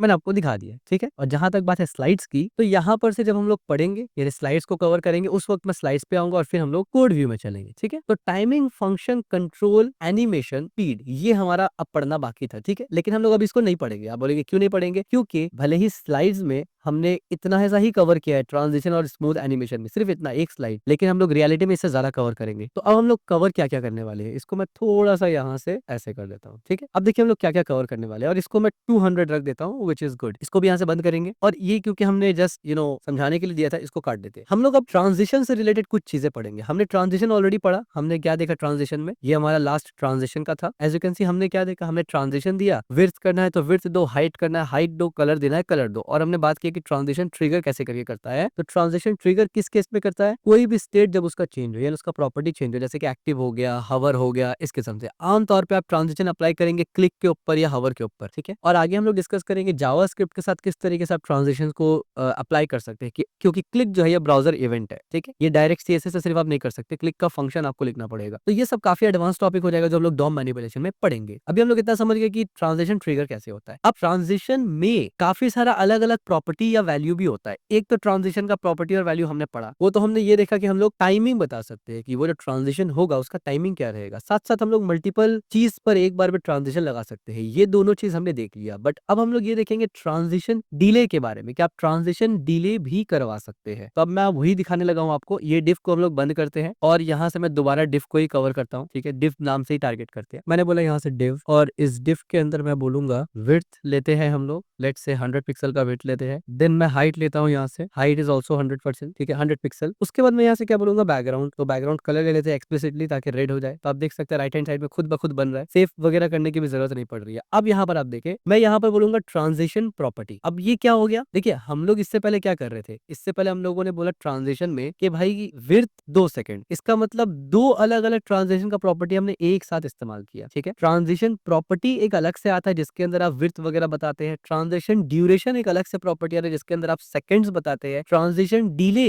एक प्रॉपर्टी अलग होता है जिसमें आप ट्रांजिशन का डिले बताते हैं, समझे। अब हम लोग एक एक करके समझने वाले हैं कि किस तरीके से अलग अलग चार प्रॉपर्टी को इस्तेमाल करेंगे, और एक साथ इस्तेमाल करना ये हमने ऑलरेडी यहाँ एग्जाम्पल दिखा दिया, लेकिन इससे आपको सिर्फ ये समझ में आया कि एक साथ इसको इस्तेमाल कर सकते हैं, यानी short hand property which is only transition. लेकिन एडवांस लेवल में ट्रांजिशन करने के लिए आपको ये चारों प्रॉपर्टी एक एक करके भी समझना जरूरी है, ठीक है। तो अब हम लोग वही काम कर रहे हैं, मैंने कलर को रेड बोला। अब मैं सबसे पहले ट्रांजिशन में जाऊंगा। ट्रांजिशन, तो आप देखिए हमारे पास क्या आ रहा है, चार चीज, transition behaviour, transition delay, transition timing function, जो हम लोग नेक्स्ट स्लाइड में पढ़ने वाले थे, लेकिन उससे पहले ट्रांजिशन का ड्यूरेशन प्रॉपर्टी बाकी चीजों भी पढ़ेंगे, ठीक है। तो मैं ट्रांजिशन प्रॉपर्टी में गया। अब देखिए यहाँ पर क्या आ रहा है, ये सब लिखा हुआ है, ऑल, नन वगैरह वगैरह। इसमें मैं जाके बोलूंगा विड्थ, ठीक है। और यहाँ पर अगर सजेशन ना आए तो टेंशन ना लेना, विड्थ। उसके बाद मैं बोलूंगा ट्रांजिशन। अब यहाँ पर आप देखिए ट्रांजिशन ड्यूरेशन मुझे चाहिए, तो मैंने ट्रांजिशन का ड्यूरेशन लिया, यानी कितना सेकंड, ठीक है। आप इवन मिली सेकंड में भी दे सकते हैं, देखिए 0 ms आ रहा है, ठीक है। बट हम लोग आमतौर पे क्योंकि सेकंड से वाकिफ है और एक अंदाजा लगा पाते हैं, तो लिहाजा हम लोग सेकंड में देते हैं। तो कितना सेकंड में ट्रांजिशन होगा, लेट्स से मैं बोलता हूँ 2 सेकंड, 3 सेकंड्स में ट्रांजिशन होगा। अब द मोमेंट मैं इस पे करूंगा, कुछ भी नहीं हुआ, क्यों, क्योंकि हवर प्रॉपर्टी लगा नहीं अभी तक, ठीक है। तो मैं एक बार आपको हवर प्रॉपर्टी लगा के दिखाऊंगा। मैं बोलूंगा डिव हवर, और उसके बाद मैं यहाँ पर क्या बोलूंगा, विड्थ, क्योंकि हमने बदला था ना। मैं जाऊंगा विड्थ पे और मैं बोलूंगा लेट्स से 200 पिक्सल ये बढ़ जाए। अब देखिए यहाँ पर प्रॉपर्टी बता दिया कि क्या बढ़ेगा, यहाँ पर उसी को हमने टारगेट कर दिया, और ये स्पेलिंग गलत है तो नहीं होगा, अब होगा, ठीक। और यहाँ पर हमने ट्रांजिशन का ड्यूरेशन बताया। द मोमेंट मैं यहाँ पर गया, अब देखिए ट्रांजिशन हो रहा है प्रॉपर तरीके से, ठीक है। 3 सेकंड का ट्रांजिशन है, एक्टिव होते ट्रांजिशन हो रहा है, दोबारा से छोटा हो जा रहा है। इतना क्लियर हो गया आपको, ठीक है। लेकिन अब हम लोग एक और डालेंगे विच इज ट्रांजिशन डिले। ये ट्रांजिशन डिले का मतलब है मैंने दिला 1 सेकंड, तो कितना देर बाद ट्रांजिशन परफॉर्म होगा, यानी हवर किया उसका कितना देर के बाद होगा। तो अगर मैं अभी इसको बंद कर दूं तो आप देखेंगे द मोमेंट मेरा कर्सर इसको छुएगा उसी पर ट्रांजिशन स्टार्ट हो रहा है, ठीक है, within a second. As you can see ये छोटा है, द मोमेंट मैंने इसके एज को जस्ट टच किया ये ट्रांजिशन शुरू हो गया। लेकिन जब मैं इसको 1 सेकंड दूंगा तो ये थोड़ी देर के बाद स्टार्ट होगा, देखिए जैसे मैंने इसको टच किया थोड़ी देर के बाद स्टार्ट, ठीक है। और इवन ये जैसे स्टार्ट हुआ, अब जैसे मैं हटाऊंगा ना तुरंत नहीं हटेगा, 1 सेकंड के बाद ये छोटा होना शुरू होगा। अब देखिए अब ये छोटा होना शुरू होगा, ठीक है। इसको अगर मैं जस्ट 2 सेकंड कर दूं दिखाने के लिए ताकि आपको समझ में आए कि ये कितना देर में होता है, देखिए मैंने हवर कर दिया, अब तक नहीं हुआ, लेकिन ये प्रॉपर 2 सेकंड के बाद होगा। एंड द मोमेंट मैंने इसको हटा लिया, अब देखिए 2 सेकंड के बाद रुकेगा और फिर जाके होगा। तो ये ट्रांजिशन डिले होता है। काफी सिंपल सा बात है, अगर आपको डिले इस्तेमाल करना है तो आप डिले देंगे, नहीं इस्तेमाल करना आप नहीं देंगे। और जैसे मैंने पहले ही बताया कि आप सेकंड्स में भी इसको डिफाइन कर सकते हैं, मिली सेकंड्स में भी डिफाइन कर सकते हैं। डिफॉल्ट वैल्यू ट्रांजिशन का हमेशा ट्रांजिशन डिले का हमेशा 0 होता है, याद रखिए। अगर आप ट्रांजिशन डिले नहीं देंगे तो वो 0 होगा, ठीक है। तो हम लोग यहाँ पर 0 ही रखते हैं, जस्ट टू एक्सप्लिसिटली बताकर कि ट्रांजिशन डिले होता है। और जैसे 0 रखेंगे तो इस तरीके से। और एक चीज आप गौर करेंगे ना, जब मैं इस पे हवर कर रहा हूँ ना, ये काफी दूर तक जा रहा है, ठीक है। और उसके बाद एक दूर पे जाके रुक जा रहा है, एक दूरी पे जाके रुक जा रहा है। वो तब रुक रहा है ना कि 100 पिक्सल विड्थ तो मेरा है, मैंने और 200 बढ़ाया, तो जब तक ये 300 पिक्सल विड्थ नहीं लेता ये रुकता नहीं। और जैसे मैं हटाता हूँ ये दोबारा से 100 पिक्सल में आता है। लेकिन अगर मैंने कर्सर को इसके ऊपर लेके गया और दौरान में ही मैंने हटा दिया तो ये वहीं से रिवर्स लेता है, ठीक हो गया, यहाँ तक क्लियर है। इसका इनहेरिट प्रॉपर्टी की बात की जाए तो इसका कोई इनहेरिट प्रॉपर्टी नहीं होता, ठीक है। ये कुछ भी इनहेरिट नहीं करता, और इसी वजह से इसका एक डिफॉल्ट वैल्यू होता है, डिफॉल्ट वैल्यू 0 होता है, हमने ऑलरेडी डिस्कस किया। और इसमें कितना वैल्यू जा सकता है, तो 3 किस्म का वैल्यू जा सकता है। एक तो टाइम जा सकता है, जैसे हमने दिया 0 सेकंड या 100 मिली सेकंड या 2 सेकंड, ठीक है, इस तरीके से। और सेकंड के लिए एस, मिली सेकंड के लिए ms। और कलर क्योंकि रेड हो जा रहा है आप खुद समझ जाएंगे VS कोड में कि ये यूनिट ठीक है इसका मतलब। इसके अलावा एक इनिशियल होता है, इनिशियल का मतलब होता है जो डिफॉल्ट है, यानी जो 0। और एक होता है इनहेरिट, तो इनहेरिट बाय डिफॉल्ट नहीं होता, इसमें इनहेरिट प्रॉपर्टी होता ही नहीं है। लेकिन अगर आप चाहे तो इनहेरिट करवा सकते हैं। जब आप इसको इनहेरिट करेंगे तो ये अपने पेरेंट को देखेगा, अगर उसमें कोई डिले लगा है तो वो उसको ले लेगा, और अगर उस पर भी कोई डिले नहीं लगा तो इसका मतलब उसका डिफॉल्ट डिले क्या है, 0, तो इसका भी हो जाएगा 0, यानी जैसे का तैसे ही रहेगा, कुछ खास चेंज नहीं होगा। तो यहाँ पर हम लोगों ने कवर क्या किया, हम लोगों ने यहाँ पर ट्रांजिशन ड्यूरेशन को कवर कर लिया, और साथ ही साथ ट्रांजिशन डिले को कवर कर लिया। और जहां तक बात करें ट्रांजिशन प्रॉपर्टी की ना, तो याद रखिए ट्रांजिशन प्रॉपर्टी क्या करता है, अब देखिए यहाँ पर बता भी रहा है, specifies the name of the CSS property to which the transition is applied, widely available across major browsers, baseline 2015। अब यहाँ पर बताया जा रहा है ना कि ट्रांजिशन प्रॉपर्टी में CSS में जितना भी प्रॉपर्टी होता है, विड्थ भी एक प्रॉपर्टी है ना, तो कौन से प्रॉपर्टी में आपको लगाना है ये ट्रांजिशन, वो आप बताइए। तो जाहिर सी बात है आप ऐसे ही प्रॉपर्टी में लगाएंगे ना जो प्रॉपर्टी आपको विजुअली दिखे। तो आप विड्थ, हाइट मेजरली इसी पे लगाएंगे, बॉर्डर पे भी लगा सकते हैं। सकते हैं, ठीक है। आप देखते होंगे बहुत जगह जैसे आप हवर करते हैं तो बॉर्डर ऐसे घूम के पूरा बॉर्डर आ जाता है, सर्कल बन जाता है, तो ये इसी से होता है, ठीक है। और आमतौर पे जैसे मैंने बताया कि यूजर जब हवर करता है ना, उसी पर आप ट्रांजिशन प्रॉपर्टी को अप्लाई करते हैं मोस्ट ऑफ द टाइम। और आप देखते होंगे अभी लेटेस्ट बहुत सारा मॉडर्न वेबसाइट है, जैसे ही लोड होता है ना और आप स्क्रॉल डाउन करते हैं तो नीचे खुद से ट्रांजिशन होके दिखने लगता है, तो ये भी इसी ट्रांजिशन से होता है, ट्रांजिशन और एनिमेशन प्रॉपर्टी को इस्तेमाल कर, ठीक है। एनिमेशन हम लोग पढ़ने वाले हैं फ्यूचर में, तो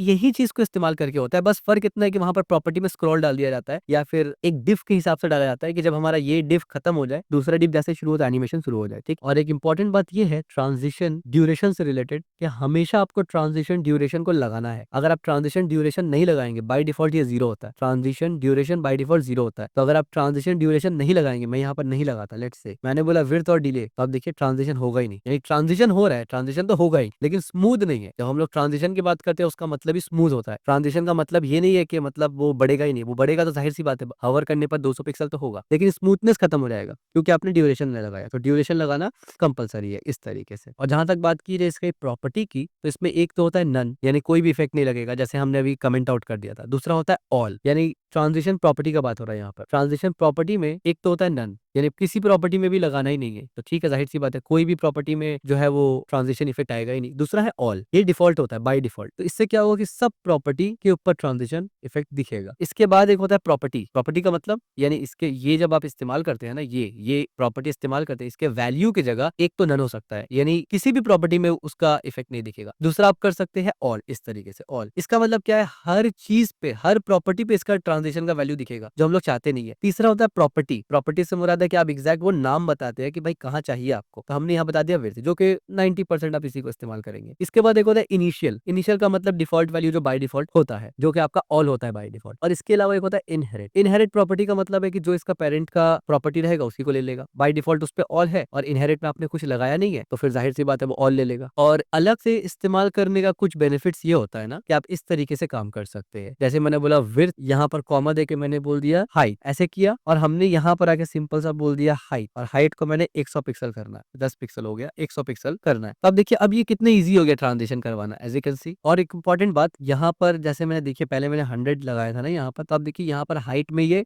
इफेक्ट ट्रिगर नहीं हुआ, ठीक है। आपको यहाँ पर भी वैल्यू सेम डालना है, ठीक है, इस तरीके से। अभी फिलहाल के यूजेज के लिए आप इसी को समझे, बाकी एडवांस लेवल पे आप बहुत सारा कस्टमाइजेशन कर सकते हैं, फ्लेक्सिबिलिटी आपको बहुत मिलता है, तरीका बहुत सारा है। हमने यहाँ पर दिखा कि अगर आपको मल्टीपल लगाना है तो आप इस तरीके से इस्तेमाल कर सकते हैं, ठीक है। और ट्रांजिशन ड्यूरेशन को अगर मैं 1 सेकंड रखूँ तो काफी स्पीड में बढ़ेगा, ठीक है, इस तरीके से। अगर आप चाहे और स्पीड में बढ़े आप एमएस में रख सकते हैं, मिली सेकंड में, ठीक है। अब हम लोग आते हैं अपने स्लाइड्स की तरफ। Timing function control animation speed, make animation feel natural. अब देखिए टाइमिंग फंक्शन क्या करता है, ये है क्या असल में, कॉमन टाइमिंग फंक्शन, फंक्शंस का नाम है यहाँ पर, जो टाइमिंग के अंदर आप इस्तेमाल कर सकते हैं। यहाँ हमने एग्जांपल दिया हुआ as you can see, custom bounce effect, आप एक बाउंस इफेक्ट बना सकते हैं, उसमें आपने बढ़ाया ट्रांजिशन, ट्रांसफॉर्मेशन, इस तरीके से हुआ क्यूबिक ब्लेजर, और इस तरीके से, ये हम लोग डिस्कस करेंगे। लेकिन पहले आप ये समझिए कि फंक्शन कितना किस्म का होता है। एक आपके पास लीनियर फंक्शन होता है, लीनियर का मतलब आपको ऑलरेडी पता है, एक डायरेक्शन में होगा। एक होता है ईज, एक होता है ईज इन, एक होता है ईज आउट, एक होता है ईज इन आउट, ये सब का एग्जांपल दिखाऊंगा आपको समझ में आएगा। एक होता है क्यूबिक डिजायर, ये सब फंक्शन होता है। स्पीड पैटर्न अगर देखा जाए तो कंसिस्टेंट स्पीड होता है लीनियर का। ईज का क्या होता है, स्लो फास्ट स्लो, इस तरीके से चलता है। ईज इन का मतलब स्लो स्टार्ट होगा और ईज आउट का मतलब स्लो एंड होगा, और ईज इन आउट का मतलब स्लो स्टार्ट होगा और स्लो एंड होगा, और बीच में स्पीड रहेगा। और इसमें क्या होता है, कस्टम कर्व होता है। इस्तेमाल क्या होता है, यानी इनका इस्तेमाल कब कब होता है ये भी हमने बताया, यानी ये रियल वर्ल्ड यूज केस है, ठीक है। लोडिंग बार्स में आप आमतौर पे लीनियर इस्तेमाल करते हैं। लोडिंग बार आपको पता है ना, इस तरीके से ऐसे लोडिंग जाता है, ऐसे लोडिंग जाता है, ऐसे लोडिंग जाता है, या फिर इस तरीके से स्पिनर घूमता रहता है ऐसे ऐसे ऐसे, तो वो एक डायरेक्शन में जा रहा है ना, उसमें आप इस्तेमाल करते हैं इसको, ठीक है, लोडिंग बार्स में। मोस्ट एनिमेशन डिफॉल्ट इन, यानी ईज में स्लो फास्ट स्लो, ये वाला पैटर्न पे मोस्ट ऑफ द एनिमेशन आपको दिखता है, बटन वगैरह किसी पर भी हो, ठीक है। एलिमेंट एंटर करने पर आप इसको इस्तेमाल करते हैं ईज इन को, और एलिमेंट से जब आप लीव होते हैं, मान लीजिए हवर लगाया यानी माउस लेके गए एलिमेंट के ऊपर, तो ईज इन होगा, और माउस हटा तो ईज आउट होगा, ठीक है, इस तरीके से। और अटेंशन ग्रैबिंग करने के लिए ये होता है, बेस्ट होता है। क्या मतलब, यानी स्लो स्टार्ट होगा और स्लो एंड होगा, लेकिन बीच में काफी नॉर्मल रहेगा, यानी आसान शब्दों में अब हम लोग एग्जांपल देखेंगे आपको समझ में आएगा। ये लोगों का अटेंशन लेने के लिए होता है, जैसे आपका माउस उसके ऊपर जाएगा ना, आपका अटेंशन वहां पर खिंच जाएगा, ग्रैब हो जाएगा, ठीक है। और ये यूनिक इफेक्ट होता है। यहाँ पर आपने देख लिया। प्रो टिप क्या है, आप अपना कस्टम टाइम फंक्शन विजुअली बना सकते हैं cubicbizar.com पे जाके। जैसे मैंने इस पर राइट क्लिक किया यानी कंट्रोल दबा के, तो आप देखिए ये यहाँ पर आके आप अपना ड्यूरेशन सेट करके यानी अपने हिसाब से आप जैसे मर्जी इसको बना सकते हैं। ठीक है, यानी ये थोड़ा सा एडवांस लेवल हो जाता है,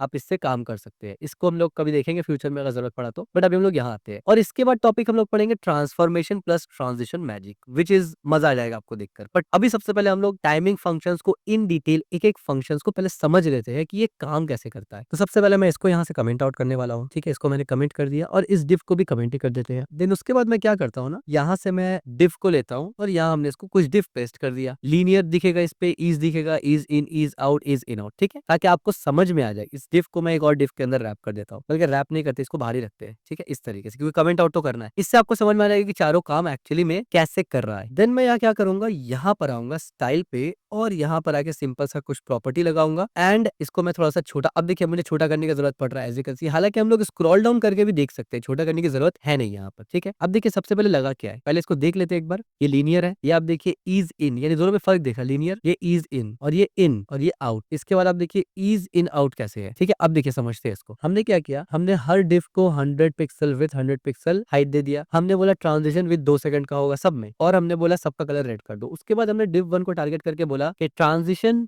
टाइम फंक्शन लीनियर होगा। क्या मतलब है लीनियर का, लीनियर इज इन आउट। ये सबको समझाने से पहले याद रखना कि ट्रांजिशन टाइम फंक्शन में कोई एक प्रॉपर्टी होगा, इसीलिए हमने अलग अलग 4 बार दिखाया, क्योंकि या तो आप लीनियर इस्तेमाल करेंगे, या तो इज इन, या तो इज आउट, और या तो इज इन आउट। ठीक है, अब इज जो होता है ना, ये इज ये बाय डिफॉल्ट लगा होता है। ये काम कैसे करता है ना, ट्रांजिशन जब होगा ना तो वो स्टार्ट होगा स्लो और उसके बाद फिर फास्ट हो जाएगा और एंड की तरफ भी स्लो हो जाएगा। तो आप देखिए इज में अगर मैं जाता हूँ, ये स्टार्ट होगा स्लो स्लो और फिर फास्ट हो गया और फिर एंड की तरफ स्लो हो गया। स्टार्टिंग और एंड स्लो, बीच में फास्ट है, as you can see. End में स्लो हो गया, बैक किया फास्ट हो गया, फिर एंड में स्लो हो गया। समझ में आ रहा है आपको। इसके बाद लीनियर, लीनियर में क्या होता है ना, स्पीड सेम रहता है, स्टार्ट से लेके एंड तक लीनियर का स्पीड सेम रहेगा, एज यू कैन सी। कोई स्पीड में चेंजेस नहीं है, देखिए बिल्कुल सेम स्पीड से आ रहा है। ठीक है, तो लीनियर में स्पीड कंसिस्टेंट होगा। ईज में सिर्फ जो ईज है उसका स्टार्टिंग और एंडिंग में जाके स्लो होगा, बीच में फास्ट रहेगा। ये अब देखिए यहाँ पर मैं आता हूँ, बीच में फास्ट हुआ, जाके स्लो हो गया, फिर यहाँ से फास्ट है आके स्लो हो गया। ईज इन में क्या होता है, ये स्टार्ट स्लो होगा। अब देखिए जैसे ही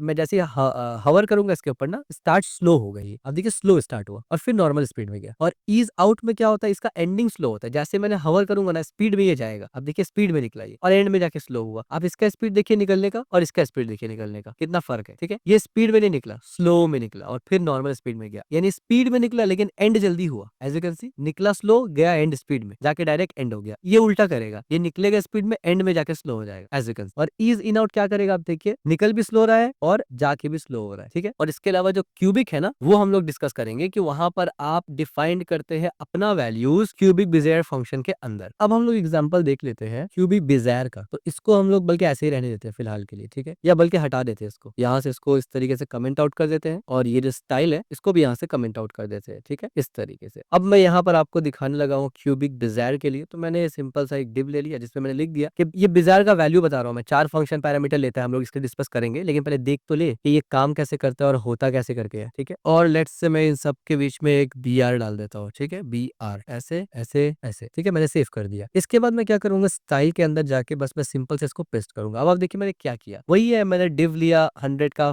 हाइट लिया 50 का, बैकग्राउंड कर दिया व्हाइट रेड, फॉन्ट बोल्ड, और ट्रांजिशन का विड्थ बता दिया मैंने, 2 सेकंड में ट्रांजिशन होगा। ट्रांजिशन फंक्शन में मैंने यहाँ पर बोला क्यूबिक बिजायर 0011, यहाँ पर हमने बोला 0.25, 0.1, 0.25, 1, और यहाँ पर कुछ वैल्यूज दिया। इन वैल्यूज का क्या मतलब है, और यहाँ पर एंड में हमने बोला हवर करने पर विड्थ बढ़े। ठीक है, तो जैसे मैं इसके ऊपर हवर करूंगा, अब देखिए इसका विड्थ बढ़ा, इस तरीके से इसका विड्थ बढ़ गया। ठीक है, इस पे हवर करूंगा तो अब देखिए ये काफी फास्ट बढ़ रहा है, इस पे हवर करूंगा तो ये काफी स्लो जा रहा है, इस पे हवर करूंगा ये भी फास्ट गया जाके स्लो हो गया, और इस पे हवर किया तो ये इस तरीके से काम किया। तो इसमें क्या हो रहा है ना, एक्चुअली में आप अपने से वैल्यू डालकर इसमें कुछ चेंजेस लगा रहे हैं। अब फॉर एग्जाम्पल अगर मान लेते हैं, इन तीनों को छोड़िए, मैं यहाँ पर आ जाता हूँ। अभी इसका यानी बिहेवियर कैसे, आप देखिए इस तरीके से इसका बिहेवियर है। लेट्स से यहाँ पर मैंने 1 कर दिया, सेव किया जैसे ही, अब देखिए इसका बिहेवियर कैसा हो गया। देखिए पहले स्लो तो उसके बाद कितना फास्ट हो गया, अब देखिए बिहेवियर बहुत फास्ट हो गया। लेट्स से मैं इसको भी 1 कर दूं अगर, तो आप देखिए ये इस तरीके। अगर मैं लेट्स से इसको यहाँ से 0 कर दूं, और बल्कि 0 देना पड़ेगा मुझे ऐसे, और इसको यहाँ से लेट्स से मैं बोल दूं 0.6, सेव किया मैंने। आपने देखा कैसे करके ये काम किया, बीच में जाके एक जगह पॉज हुआ, इस तरीके से आया, बीच में हल्का सा पॉज लिया, फिर बढ़ गया। तो आप समझ समझ रहे हैं ना कि किस तरीके से आप इसको ट्वीक कर सकते हैं, अलग-अलग तरीके से ट्रांज़िशन कर सकते हैं, कस्टम किस्म का बिहेवियर डाल सकते हैं, ठीक है? और इसके लिए हमने ऑलरेडी आपको रेफरेंस दिया था क्यूबिक डिज़ायर का, यानी जो वेबसाइट हमने बताया था ना, let me show you that website as well, ठीक है? मैं आपको ये वेबसाइट में लेके चलता हूँ। तो आप देखेंगे यहाँ पर हमने ये जो बताया था, अब देखिए यहाँ जो पहला पैरामीटर है वो ईज़ के लिए है, ये लीनियर के लिए, ये आउट के लिए, ये ईज़ आउट के लिए और ये ईज़ इन आउट के लिए। और ऊपर में आपको वैल्यू दिख रहा है ना, जैसे-जैसे आप इसको ट्वीक करेंगे, एज़ यू कैन सी आप इसको ट्वीक करें, इस तरीके से आप इसको ट्वीक करते रहें, ठीक है? मैंने इसको ट्वीक किया, अब ऊपर देखिए वैल्यू बदल रहा है। लेट्स से मैं इस वैल्यू को कॉपी कर लेता हूँ। मैं इस वैल्यू को कॉपी कर लेता हूँ लेट्स से, और मैं यहाँ पर आता हूँ और यहाँ पर आके लेट्स से मैं इसी पर पेस्ट कर देता हूँ इसको। सेव किया हमने। अब आप देखिए इस पे जैसे मैं हॉवर करता हूँ, अब देखिए इसका थोड़ा-सा बिहेवियर अलग है। देखिए इसमें ऐसा लग रहा है कि मतलब चलते-चलते थोड़ा-सा झटका मार के फिर चल रहा है, ठीक है? आप देखिए चला, थोड़ा-सा स्पीड फिर नॉर्मल। तो पॉइंट इसके इस तरीके से अब 1000 तरीके से आप अलग-अलग चीज़ों को अप्लाई कर सकते हैं। जगह मैंने बता दिया, समझा दिया और हर पैरामीटर का मतलब भी समझा दिया। ईज़ इन कहाँ है, ईज़ आउट कहाँ है। cubebizzard.com पे अगर आप जाएँगे, वहाँ पर जाके आप ट्राई कर सकते हैं, ठीक है? अब ये अगेन आपके क्रिएटिविटी के ऊपर आ जाता है कि कैसे-कैसे चीज़ आप बना सकते हैं। तो ट्रांज़िशन स्पीड में टोटल क्या-क्या था? Ease, linear, ease in, ease out, ease in out और क्यूब बिज़ियर। ये सब हमने देख लिया इन डिटेल, एक-एक करके एग्जांपल भी देखा और बिज़ियर के ऊपर हमने थोड़ा-सा एक वेबसाइट का नाम भी बताया आपको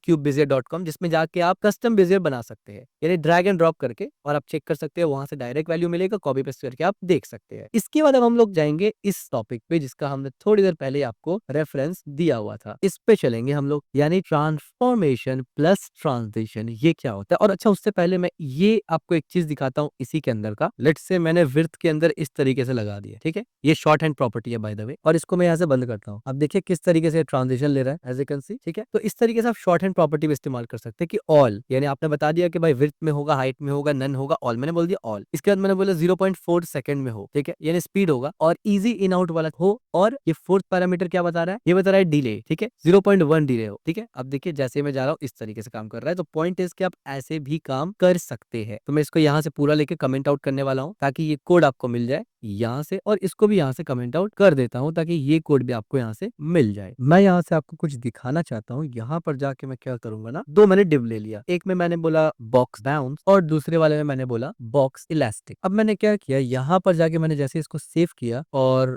बॉडी को फिलहाल मैं यहाँ से कमेंट आउट कर देता हूँ इस तरीके से, या बल्कि बॉडी को रखते हैं, थोड़ा सा बॉडी को चेंज कर देते हैं, 100 VH हाइट को हटा देते हैं यहाँ से, और इस तरीके, ठीक है? मैंने सेव किया। पहले आप देखिए कि हो क्या रहा है। अब देखिए ये एक इफेक्ट है, किस तरीके से आ रहा है, और ये एक इफेक्ट है, ठीक है? अब देख रहे हैं किस तरीके से काम कर रहा है, एज़ यू कैन सी। सवाल ये पैदा होता है ऐसे काम कर कैसे करके रहा है। हर वो चीज़ हमने यहाँ इस्तेमाल किया जो मैंने आपको समझाया, लेकिन एक स्ट्रक्चर में मैं इस्तेमाल किया, तो इस वजह से इतना अच्छा सा इफेक्ट दिख पा रहा है आपको, ठीक है? समझते हैं। सिंपल सा 2 डिव है, एक में बॉक्स बाउंस, एक में इलास्टिक बाउंस। तो आइए पहले बॉक्स बाउंस और इलास्टिक बाउंस को देख लेते हैं किया क्या है। पहले तो यहाँ पर आप देखिए बॉक्स, यहाँ पर आप देख सकते हैं हमने 2 क्लास लगाया, एक बॉक्स और एक बाउंस। तो बॉक्स जो क्लास होगा ना वो दोनों में कॉमन होगा, तो स्टाइलिंग के लिए हमने इस्तेमाल किया था। अब देखिए कॉमन क्या-क्या है, मैंने दोनों का विड्थ, दोनों का हाइट, दोनों का कलर, दोनों का टेक्स्ट कलर सेम रखा। फ्लेक्स इस्तेमाल किया यहाँ पर जस्ट के दोनों को अलाइन करने के लिए, यानी एक स्ट्रक्चर करने के लिए, जो कि हम लोग आगे पढ़ेंगे। फ्लेक्स नहीं भी लगाऊंगा तो कोई फर्क नहीं पड़ेगा, ठीक है? ये सिर्फ लेआउट के लिए है। और यहाँ पर हमने justify content centre, align item centre, बल्कि मैं इसको हटा भी देता हूँ, कोई फर्क ऐसा पड़ेगा नहीं, ठीक है? बस ये इस तरीके से हो गया इसीलिए, ठीक है? तो फिलहाल ब्यूटी के लिए मैं इसको रख देता हूँ, बाकी इसका ट्रांजिशन से कोई लेना देना नहीं है। बॉर्डर रेडियस मैंने 12 कर दिया, इसकी वजह से ये मुड़ चुका है। फॉन्ट बोल्ड कर दिया, आपको पता है। कर्सर पॉइंटर किया, बल्कि ये उंगली बन रहा है यहाँ पर। और ट्रांजिशन अब देखिए क्या किया हमने, बोला ट्रांजिशन ट्रांसफॉर्म 0.3 सेकंड में हो और ईज, ये दे दिया हमने। अब ये जो चीज है ना, ये दोनों बॉक्स पे अप्लाई हो रहा है, ठीक है? दोनों बॉक्स पे, ठीक है? अब आप देखिए यहाँ पर हमने बाउंस पे क्या लगाया, हमने बोला ट्रांजिशन ट्रांसफॉर्मेशन 0.6 और क्यूबिक बिज़ार्ड, इसमें एक हमने डिफॉल्ट वैल्यू पास किया जिसके बेसिस पर ये ट्रांजिशन हो रहा है। लेकिन हमने यहाँ पर क्या किया, ट्रांसफॉर्म में स्केल किया, इसको बड़ा किया। अब देखिए हवर करते ही ये बड़ा हो रहा है और ये 10 डिग्री रोटेट हो रहा है बड़ा होते ही, एज यू कैन। अगर मैं इसको लेट से कर दूं ऐसे 50, तो आप देखेंगे जैसे ये बड़ा होगा ये 50 डिग्री रोटेट हुआ, दिख रहा है आपको? मतलब कितना सही लग रहा है। मैं इसको लेट से 75 डिग्री कर देता हूँ इस तरीके से, तो आप देखेंगे ये 75 डिग्री में रोटेट हो रहा है, ठीक है? अगर 90 डिग्री कर दो तो जाहिर सी बात है 90 डिग्री में रोटेट हो जाएगा पूरा, एज यू कैन सी। तो आप मोस्ट ऑफ द टाइम इसको ऐसे देखते होंगे, कई जगह पर 180 डिग्री का रोटेशन होता है, ठीक है? और उससे भी ज्यादा आप देखते होंगे बहुत टाइम 360 डिग्री का रोटेशन होता है। अब देखिए किस तरीके से खतरनाक सा एकदम मतलब लग रहा है, ठीक है? तो ये कैसे लगाया बेसिकली, ये इसी तरीके से लगाया कि हमने बोला हवर होने पर रोटेशन करवाओ, रोटेशन दे दिया हमने। रोटेशन हमने पढ़ा हुआ था ट्रांसफॉर्म में होता है। स्केल करवाना यानी बड़ा करवाना, अगर मैं चाहूँ स्केल करके ज्यादा बड़ा करूँ तो मैं 2 कर दूंगा इसको। अब देखिए ये ज्यादा बड़ा होगा, ठीक है, कुछ ज्यादा ही बड़ा हो गया। अगर मैं चाहूँ स्केल करके इसको छोटा करना तो मैं 1 करूंगा। तब देखिए स्केल करके वैसे ही इसका वैल्यू 1 ही है तो मैं 0.5 कर दूंगा कि भाई स्केल करके तुम छोटे हो जाओ, ये छोटा हो गया, ठीक है। कुछ भी डाल सकते हैं, इसके अलावा और क्रिएटिविटी आप यहाँ दिखा सकते हैं। यानी यहाँ पर ये खुला टूल है, जैसे मर्जी इस्तेमाल करो, ठीक है, इसमें कोई रिस्ट्रिक्शन नहीं है आपके पास। और जो ये इफेक्ट हमने किया ना, ये क्यूब बिजार की मदद से, यानी ईज इन ईज आउट वगैरह जो हमने किया वो इसके मदद से किया। तो आप देखिए हमने ट्रांजिशन और ट्रांसफॉर्मेशन को जब साथ में मिलाया तो हम लोग कितना सही चीज कर पा रहे हैं, ठीक है। और यहाँ पर हमने क्या दिया, यहाँ पर भी क्यूब बिजार दिया और इसको इस तरीके से दिया। अब लेट से मैं यहाँ पर बोल देता हूँ -75 डिग्री, तो जाहिर सी बात है ये पीछे की तरफ रोटेट होगा, as you can see elastic. तो इसके अलावा भी आप बहुत सारा काम कर सकते हैं, ठीक है। जावास्क्रिप्ट भी जब ऐड हो जाएगा, अब देखिए अभी सिर्फ HTML CSS ही हमने ऐड, बल्कि सिर्फ अभी तक हमने ट्रांजिशन और ट्रांसफॉर्मेशन को साथ में ऐड किया, तो हम लोग कितना अच्छा चीज कर पा रहे हैं। जब आगे आप ट्रांजिशन, ट्रांसफॉर्मेशन और एनिमेशन को मिलाएंगे तो बहुत कुछ कर पाएंगे। और जब इस पे आप CSS का लाइब्रेरी इस्तेमाल करेंगे एनिमेशन के लिए, फिर तो मजा ही आ जाएगा। और जब जावास्क्रिप्ट भी ऐड हो जाएगा फिर तो अलग ही लेवल पे चला जाएगा चीजें। तो आप सोचिए वो अलग लेवल पे जब जाएगा ना, उसके बाद जाके गेम डेवलपमेंट या वेब एनिमेशन का वो असल फील्ड स्टार्ट होता है। ये सब फाउंडेशन में आता है, ठीक है। तो आई होप आपको ये मजा आया होगा देखकर। तो मैं इसको यहाँ से कमेंट आउट कर दूंगा ताकि कोड आपको मिल जाए, और उससे पहले यहाँ से कमेंट हटा देता हूँ ताकि हमारा कमेंट प्रॉपर तरीके से हो जाए, ठीक है। इन पूरे को मैं कमेंट आउट कर दूंगा, यहाँ से बॉडी को भी साथ में कमेंट दे देता हूँ मैं आपको। इसको ऐसे बंद करता हूँ और इसको यहाँ से कमेंट आउट कर देते हैं, ठीक है। अब हम लोग यहाँ से ट्रांसफॉर्मेशन प्लस ट्रांजिशन का मैजिक देखेंगे, the perfect combination. Transition makes transformation smooth and professional. अब देखिए ट्रांसफॉर्मेशन का मतलब क्या था, हमने दो किस्म का ट्रांसफॉर्मेशन देखा था, 2D रोटेशन, 3D रोटेशन। तो ये जो रोटेशन था ये डायरेक्ट हो रहा था, हमें दिख नहीं रहा था क्योंकि वो स्मूथ नहीं था। ट्रांजिशन की वजह से हमें वो दिखेगा। और यहाँ पर एक सिंपल सा एग्जांपल है, एग्जांपल के तौर पे मैं एक बटन को यहाँ से ले लेता हूँ, इसी को मैं यहाँ से कॉपी करता हूँ, अपने कोड में चलता हूँ और यहाँ पर आके लेट से मैं बोल देता हूँ कि डॉट बटन। अब आप बोलेंगे ये क्या कर दिया, चलिए आप जब आ ही गया ये बात, ये भी बता देते हैं। कई सारा शॉर्टकट्स होता है VS कोड में, जब आप डॉट लगा के कुछ लिखते हैं ना बटन इस तरीके से, तो आप देखेंगे जैसे मैं क्लिक करूंगा एक डिव बन जाता है उससे, ठीक है, उस क्लास का नाम से डिव बन जाता है, ठीक है। मैंने बटन लगा दिया, ये एक डिव है हमारा सिंपल सा। और मैं क्या करूंगा, मैं ये करूंगा कि मैं यहाँ पर आके बटन दिया और मैंने सेव कर दिया। अब जाहिर सी बात है इस बटन में मुझे प्रॉपर्टीज भी लगाना पड़ेगा, तो मैंने हवर लगा दिया। अब पहली बात तो बटन नजर ही नहीं आ रहा, क्यों, क्योंकि भैया बटन में हमने कलर ही नहीं दिया ब्लैक। तो जैसे ही मैं बोलूंगा ब्लैक कलर का बटन है, फिर बटन नजर में आएगा। और दूसरी बात है कि बटन में टेक्स्ट तो देना पड़ेगा ना, मैं बोलूंगा बटन, तो अब बटन नजर भी आ रहा है। जैसे ही मैंने इस पे क्लिक किया, आप देखिए अब ये किस तरीके से ट्रांजिशन ले रहा है। आप देखिए क्योंकि ये ब्लॉक लेवल एलिमेंट है ना, इस वजह से बड़ा ही खराब सा एक ट्रांजिशन ले रहा है। तो मैं क्या करूंगा, मैं सिंपल सा एक इनपुट लूंगा, उसको मैं बटन बना दूंगा और ये बटन का जो क्लास है ना वो इसके अंदर डाल देता हूँ, ठीक है। तो ये भी कर सकते हैं आप, ये एक तरीका हो जाता है। इसके अलावा जो बेस्ट ऑप्शन होता है, और आपको पता भी है कि हम लोग ऐसे इस्तेमाल करते हैं, विच इज एंकर टैग। हम लोग एंकर टैग के अंदर एक्चुअली में काम करते हैं मोस्ट ऑफ द टाइम, ठीक है। और इस तरीके से, और इसके अंदर मैं ये बटन का क्लास डाल देता हूँ इस तरीके से, और इसको यहाँ से हटा देंगे, ठीक है, और सेव करेंगे। तो अब देखिए अब ये बटन कैसे हो रहा है, एज यू कैन सी, आपको दिख रहा होगा हावर जैसे मैं कर रहा हूँ यहाँ पर शेडो आ जा रहा है बीच में, ठीक है। अब ये आ कैसे कर रहा है, देखिए यहाँ पर हमने क्या किया, बटन का कलर ब्लैक बना दिया। लेट्स से फॉन्ट साइज इसका बढ़ा देते थोड़ा सा ताकि आपको दिखे अच्छे से, और मैं बोल देता हूँ भाई फॉन्ट साइज हो जाओ तुम 30 पिक्सल। काफी बड़ा बटन है हमारा। जैसे इस पे हमने हवर किया तो आप देखिए अब बैकग्राउंड में कुछ शेडो सा आ रहा है। तो ये शेडो इफेक्ट कैसे करके डाल पा रहे हैं, हमने यहाँ पर बताया फॉन्ट और कलर, हमने बोला ट्रांजिशन होगा। ट्रांजिशन में क्या हमने क्या डाला, हमने बोला ट्रांसफॉर्म करो 3 सेकंड ईज और बॉक्स शेडो लगाओ 3 सेकंड ईज, यानी पहले ट्रांसफॉर्म भी होगा बॉक्स शेडो भी लगेगा, ये दोनों काम होगा, ठीक है। अब ये दोनों काम कब होगा, हवर होने पर। तो हमने कहा कि जब ये हवर हो तो ट्रांसफॉर्म करो ट्रांसलेट वाई, यानी हॉरिजॉन्टल में -5 पिक्सल, और स्केल करो इसको बड़ा। तो ये बड़ा हो रहा है, एज यू कैन सी ये बड़ा हो रहा है। यानी बड़ा क्या हो रहा है, जिस पर हमने प्रॉपर्टी लगाया यानी ट्रांसफॉर्मेशन और बॉक्स शेडो, ठीक है। और उसके बाद हमने बोला बॉक्स शेडो 0 पिक्सल। आपको पता है बॉक्स शेडो में क्या होता है, ये हॉरिजॉन्टल होता है, ये वर्टिकल होता है, ये ब्लर के लिए आता है, और ये कलर है। अब देखिए इस तरीके से, यानी 3 अलग अलग चीज हमने मिला दिया। हमने ट्रांसफॉर्मेशन को मिलाया, ट्रांजिशन को मिलाया, और बॉक्स शेडो को भी साथ ही में मिला दिया, ठीक है। तो एक्चुअल में रियल वर्ल्ड में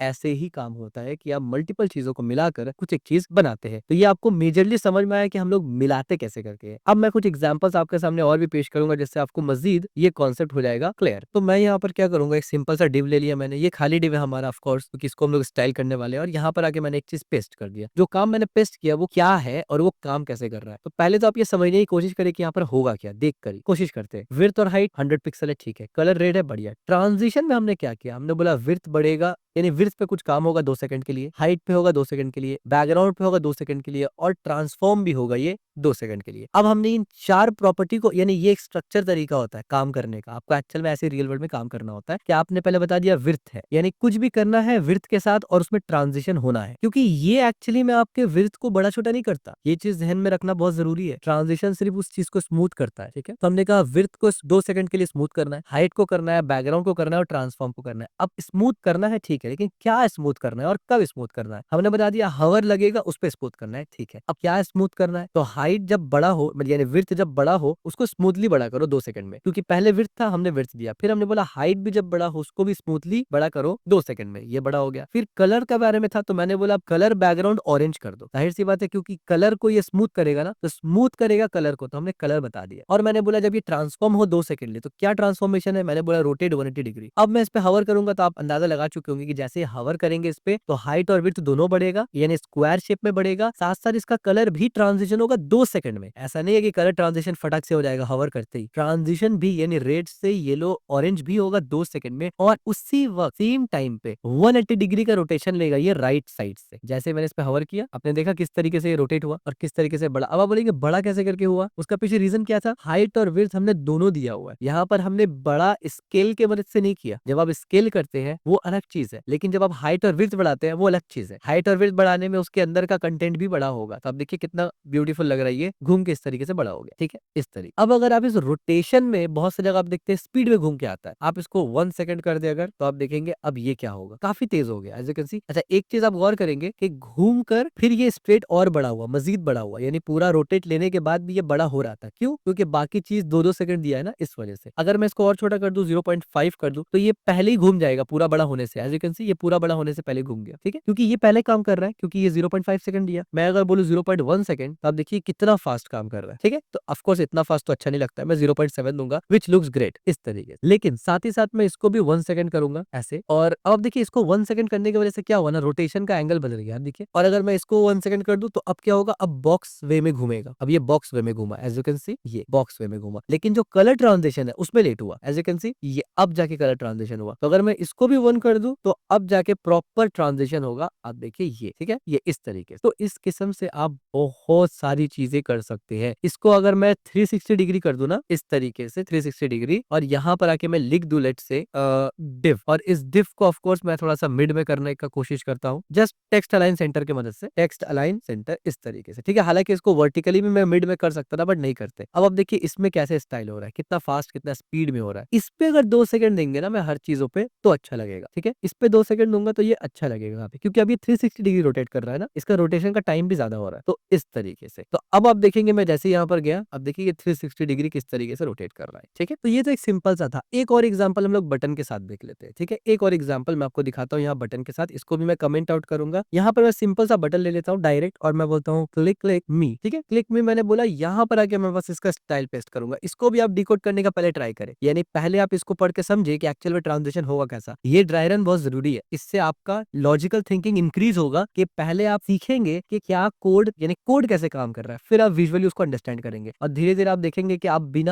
बिना आप ट्रांजिशन को देखे कोड पढ़ के आप समझ जाएंगे, उसको प्रॉपर प्रिडिक्ट कर पाएंगे। और यही चीज इंपॉर्टेंट है अगर आप वेब एनिमेशन इंजीनियरिंग में जाना चाहते हैं, गेम डेवलपमेंट वगैरह में। हालांकि गेम डेवलपमेंट में ये इतना जरूरी नहीं होता ट्रांजिशन वाला चीज, वहां पर ओवरऑल ग्राफिक्स के ऊपर बात करते हैं। लेकिन वेब एनिमेशन इंजीनियरिंग में अगर आप जाना चाहते हैं, मोशन डेवलपमेंट में जाना चाहते हैं, बहुत इंपॉर्टेंट आ जाता है ये थॉट कि आपको कोड देख के समझ में आना चाहिए वो कैसे स्केल करेगा, कैसे घूमेगा, ये बहुत इंपॉर्टेंट हो जाता है। वेब डेवलपमेंट में आप जाते हैं तो ये बहुत इंपॉर्टेंट आपके लिए नहीं है, इतना नहीं भी करेंगे तो चलेगा, ठीक है। अब यहाँ देखिए मैंने बटन बनाया, डायरेक्ट बटन को टारगेट कर लिया, लाइट ग्रे कलर का बनाया, वो तो दिख भी रहा है। पैडिंग मार्जिन ये आपको ऑलरेडी मालूम है, रेडियस अब ये तो बच्चों वाला खेल हो चुका है, बेसिक सीएसएस में हमने कवर कर लिया था ये सब। नाउ हमने बोला ट्रांजिशन में बैकग्राउंड कलर को 1 सेकंड में करो। बैकग्राउंड कलर सिर्फ बोला, कलर दिया नहीं है। बैकग्राउंड कलर को 1 सेकंड में चेंज करो, और वो जो चेंजेस होगा ना वो ईज इन आउट होगा, ईज आउट, ठीक है। यानी चेंज तो बड़ा स्पीड में होगा लेकिन एंड की तरफ जाके स्लो हो जाएगा। फिर हमने कॉमा दिया यहाँ से, और हमने बोला ट्रांसफॉर्म करो 1 सेकंड में, और ये भी ईज आउट होना चाहिए कि स्पीड में ट्रांसफॉर्म होगा लेकिन एंड की तरफ जाके थोड़ा सा स्लो हो जाएगा। अब हमने यहाँ पर हवर दिया, हमने बोला बैकग्राउंड कलर ग्रीन करो, तो अब आप रिलेट करिए कि बैकग्राउंड कलर ग्रीन 1 सेकंड में होगा और स्टार्टिंग स्पीड में होगा, एंड की तरफ जाके स्लो हो जाएगा। और ट्रांसफॉर्मेशन में स्केल होगा, यानी ये बड़ा होगा, ये पूरा का पूरा जो बटन है ये बड़ा होगा हल्का सा 1.1 में, बाय डिफॉल्ट 1 होता है तो 1.1 यानी थोड़ा सा बड़ा होगा, और 1 सेकंड में होगा, और बड़ा स्पीड में होगा, एंड की तरफ जाके थोड़ा सा स्लो हो जाएगा। आइए एक बार इसको देखिए करके, मैंने जैसे ही हवर किया as you can see exactly same काम हो रहा है। इस चीज को थोड़ा सा और समझने के लिए मैं स्केल 2 कर देता हूँ ताकि आपको समझ में आए इसको, ठीक है। अब देखिए द मोमेंट मेरा कर्सर इस बटन के ऊपर जाएगा तो स्पीड में चेंजेस होगा, यानी ये स्पीड में बढ़ेगा, कलर भी स्पीड में चेंज होगा, लेकिन एंड की तरफ आके स्लो हो जाएगा। तो आप देख सकते हैं, ठीक है, आपको समझ में आया। जैसे एक हवर हुआ वैसे स्पीड बढ़ गई है, as you can see the moment जैसे मैं इस पे जा रहा हूँ स्पीड में हो रहा है एकदम, ठीक है, इस तरीके से। लेकिन अगर मैं यहाँ पर ईज इन कर देता, मैं इन दोनों जगह ईज ईज इन कर, अब आप देखेंगे जैसे ही मेरा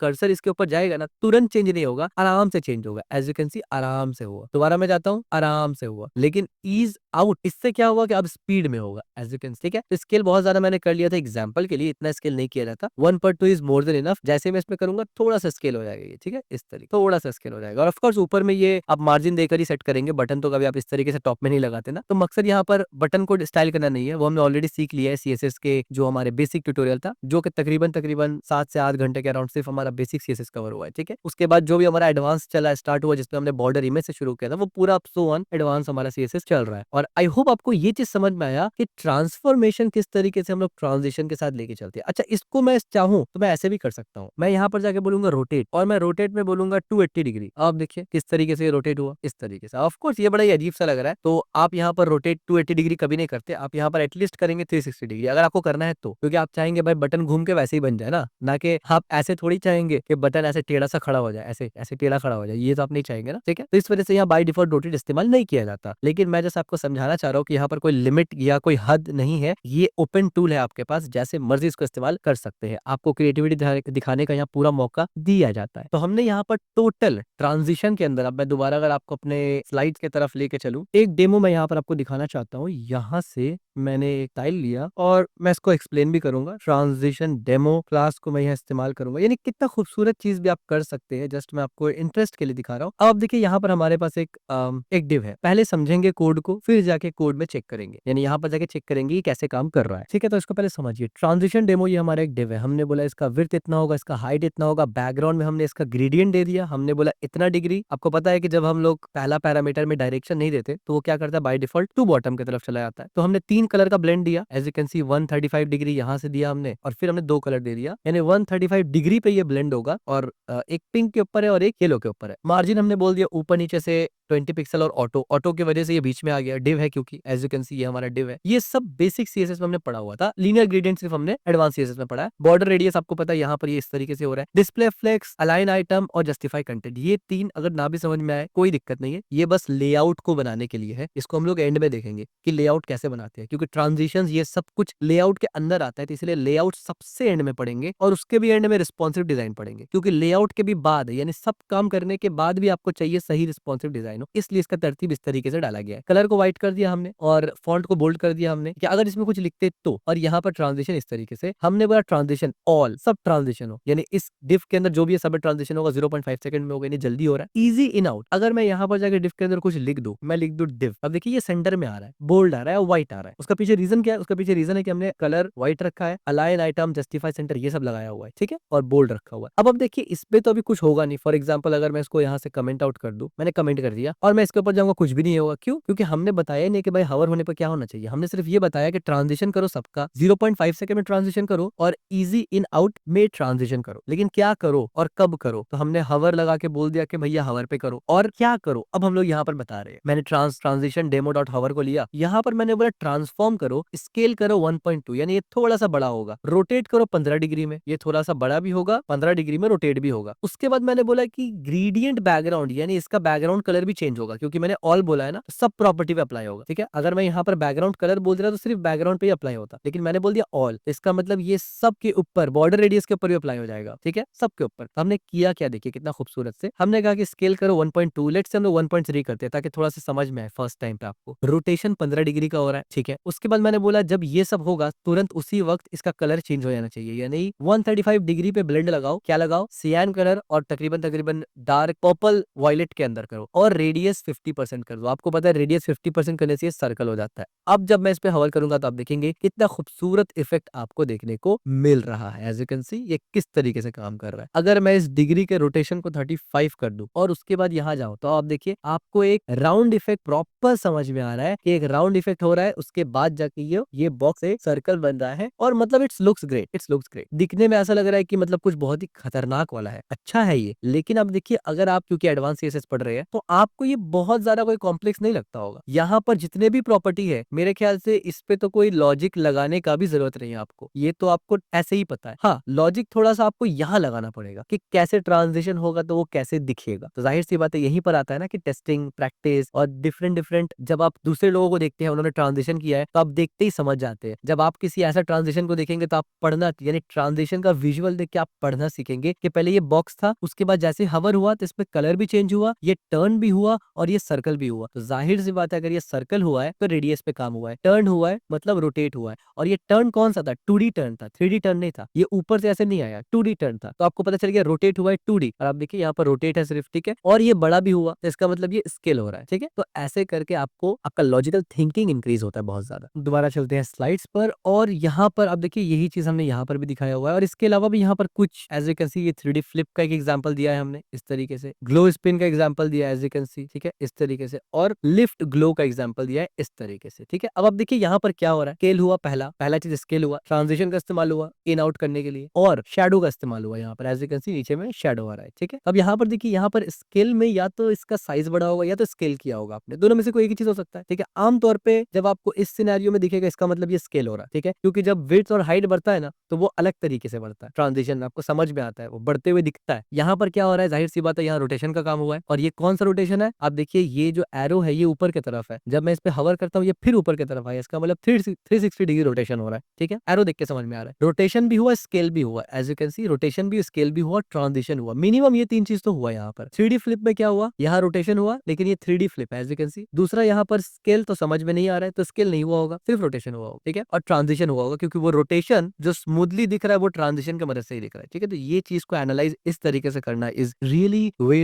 वेरी इंपॉर्टेंट। रियल वर्ल्ड का हमने यहाँ कोई एग्जांपल भी दिया हुआ है, professional effect used in modern web. अब यहाँ पर हमने कुछ छोटा छोटा कोड भी दिया हुआ है, आप चाहे तो एक नैव बार बना के डायरेक्ट कॉपी पेस्ट करके भी देख सकते हैं। तब देखिए e commerce card, product card with hover, lift 3D flip और डिटेल, यानी मान लीजिए ऐसे ये वाला चीज आपको मोस्ट तौर पे हवर कार्ड पे दिखता है ई कॉमर्स वेबसाइट पे, ठीक है। इंटरैक्टिव बटन पे आप जाएंगे तो ये आपको बटन के ऊपर मिल जाता है। Press effect with scale and shadow transition, यानी बटन को जैसे आप प्रेस करेंगे तो वहां कुछ इफेक्ट होगा और शैडो ट्रांजिशन दिखेगा, ये भी आपने देखा होगा। मोबाइल मेन्यू में भी slide in navigation with smooth transition, यानी इस तरीके से जब आप करते हैं तो स्लाइड भी नेविगेशन, यानी पीछे से ऐसा होता है ना कि आप जैसे हवर किए या क्लिक किया तो साइड से एक पूरा नेविगेशन बाहर निकल गया और फिर अंदर साइड में चला गया। मोबाइल में खास करके, क्योंकि मोबाइल में आप एक वक्त में कंटेंट और नेविगेशन नहीं दिखाते क्योंकि स्क्रीन छोटा होता है, ठीक है। तो ये सब चीज रियल वर्ल्ड में इस्तेमाल होता है। अब पॉपुलर इफेक्ट क्या क्या है, फॉर एग्जाम्पल पैरालेक्स स्क्रोलिंग, ये बहुत स्क्रोलिंग, तो ये जो स्क्रोलिंग है ना ये काफी फेमस है। Different transition speed for layer, यानी ये वही वाला स्क्रोलिंग है ना कि जब आप नीचे करते रहते हैं ऐसे तो ट्रांजिशन देखिए जैसे मेरे इसमें भी हो रहा है ना, देखिए मैं इसको रिफ्रेश करता हूँ, अब देखिए जैसे जैसे मैं नीचे करूंगा तब आ रहा है, जैसे जैसे नीचे करूंगा तब आ रहा है, ये तो इसी के बारे में बता रहा हूँ मैं।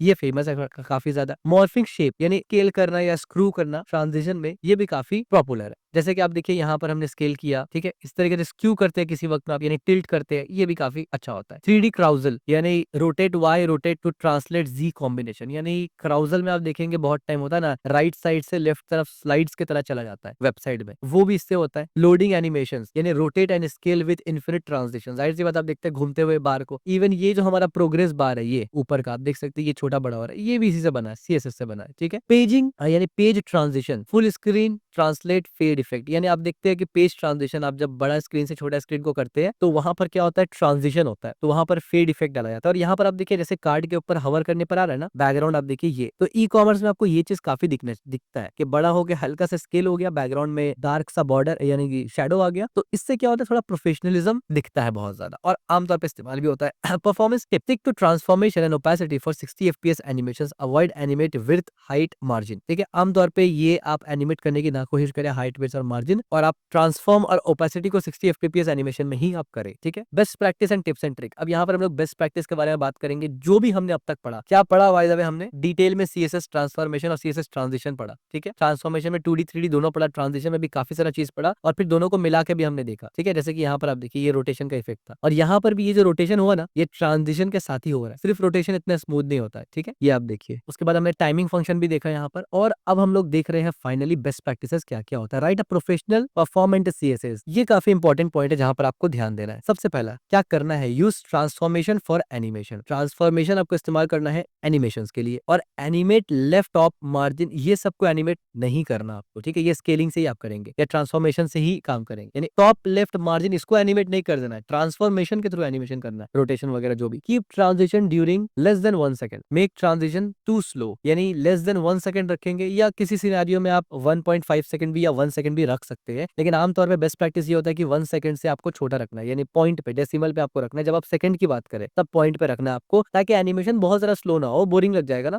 तो इस वजह से। तीसरा क्या है, use will change for complex animation, यानी कॉम्प्लेक्स एनिमेशन के लिए आप उसको कर सके। ओवर यूज विल चेंज, ये मत करना, यानी कॉम्प्लेक्स एनिमेशन के लिए आप उसी को इस्तेमाल करें, लेकिन ओवर यूज नहीं करना है। Test on mobile device, mobile device में टेस्टिंग करना जरूरी है। इग्नोर टच इंटरैक्शन, यानी मोबाइल डिवाइस में आप इसको टेस्ट करेंगे, उसके पीछे रीजन ये है कि वेब में आप कर्सर से काम चलाते हैं, लेकिन मोबाइल में टच इंटरैक्शन होता है, उसमें आपका कैसा काम कर रहा है ये मैटर करता है, इसको इग्नोर नहीं करना। यूज जीपीयू एक्सेलरेशन प्रॉपर्टीज, ऐसे प्रॉपर्टी को इस्तेमाल करिए जो बिहाइंड द सीन जीपीयू को एक्सेलरेट करता है, ठीक है। सीएसएस में बहुत सारे प्रॉपर्टी है जो बाय डिफॉल्ट जीपीयू अगर है तो उसी को एक्सेलरेट करेगा, हमने इससे पहले भी कई मर्तबा इसका रेफरेंस आपको दिया है। और ट्रिगर लेआउट रिकैलकुलेशन, कभी भी कोई भी चीज आप लगाइए उसमें आप लेआउट रिकैलकुलेशन को ना लगाइए, यानी वो हम लोग आगे पढ़ेंगे कि लेआउट रिकैलकुलेशन किस तरीके से होता है, क्या होता है, तब आपको ज्यादा मजीद समझ में आएगा। और जब लेआउट रिकैलकुलेशन का बात करते हैं तो मीडिया क्यूरी और जो रिस्पॉन्सिव डिजाइन, फ्लेक्स बॉक्स, ये सब आ जाता है। यानी लेआउट के बारे में बात करेंगे तो फ्लेक्स बॉक्स और ग्रिड आएगा कि लेआउट डिजाइन कैसे करेंगे, उससे एक स्ट्रक्चर कैसे बनाएंगे। और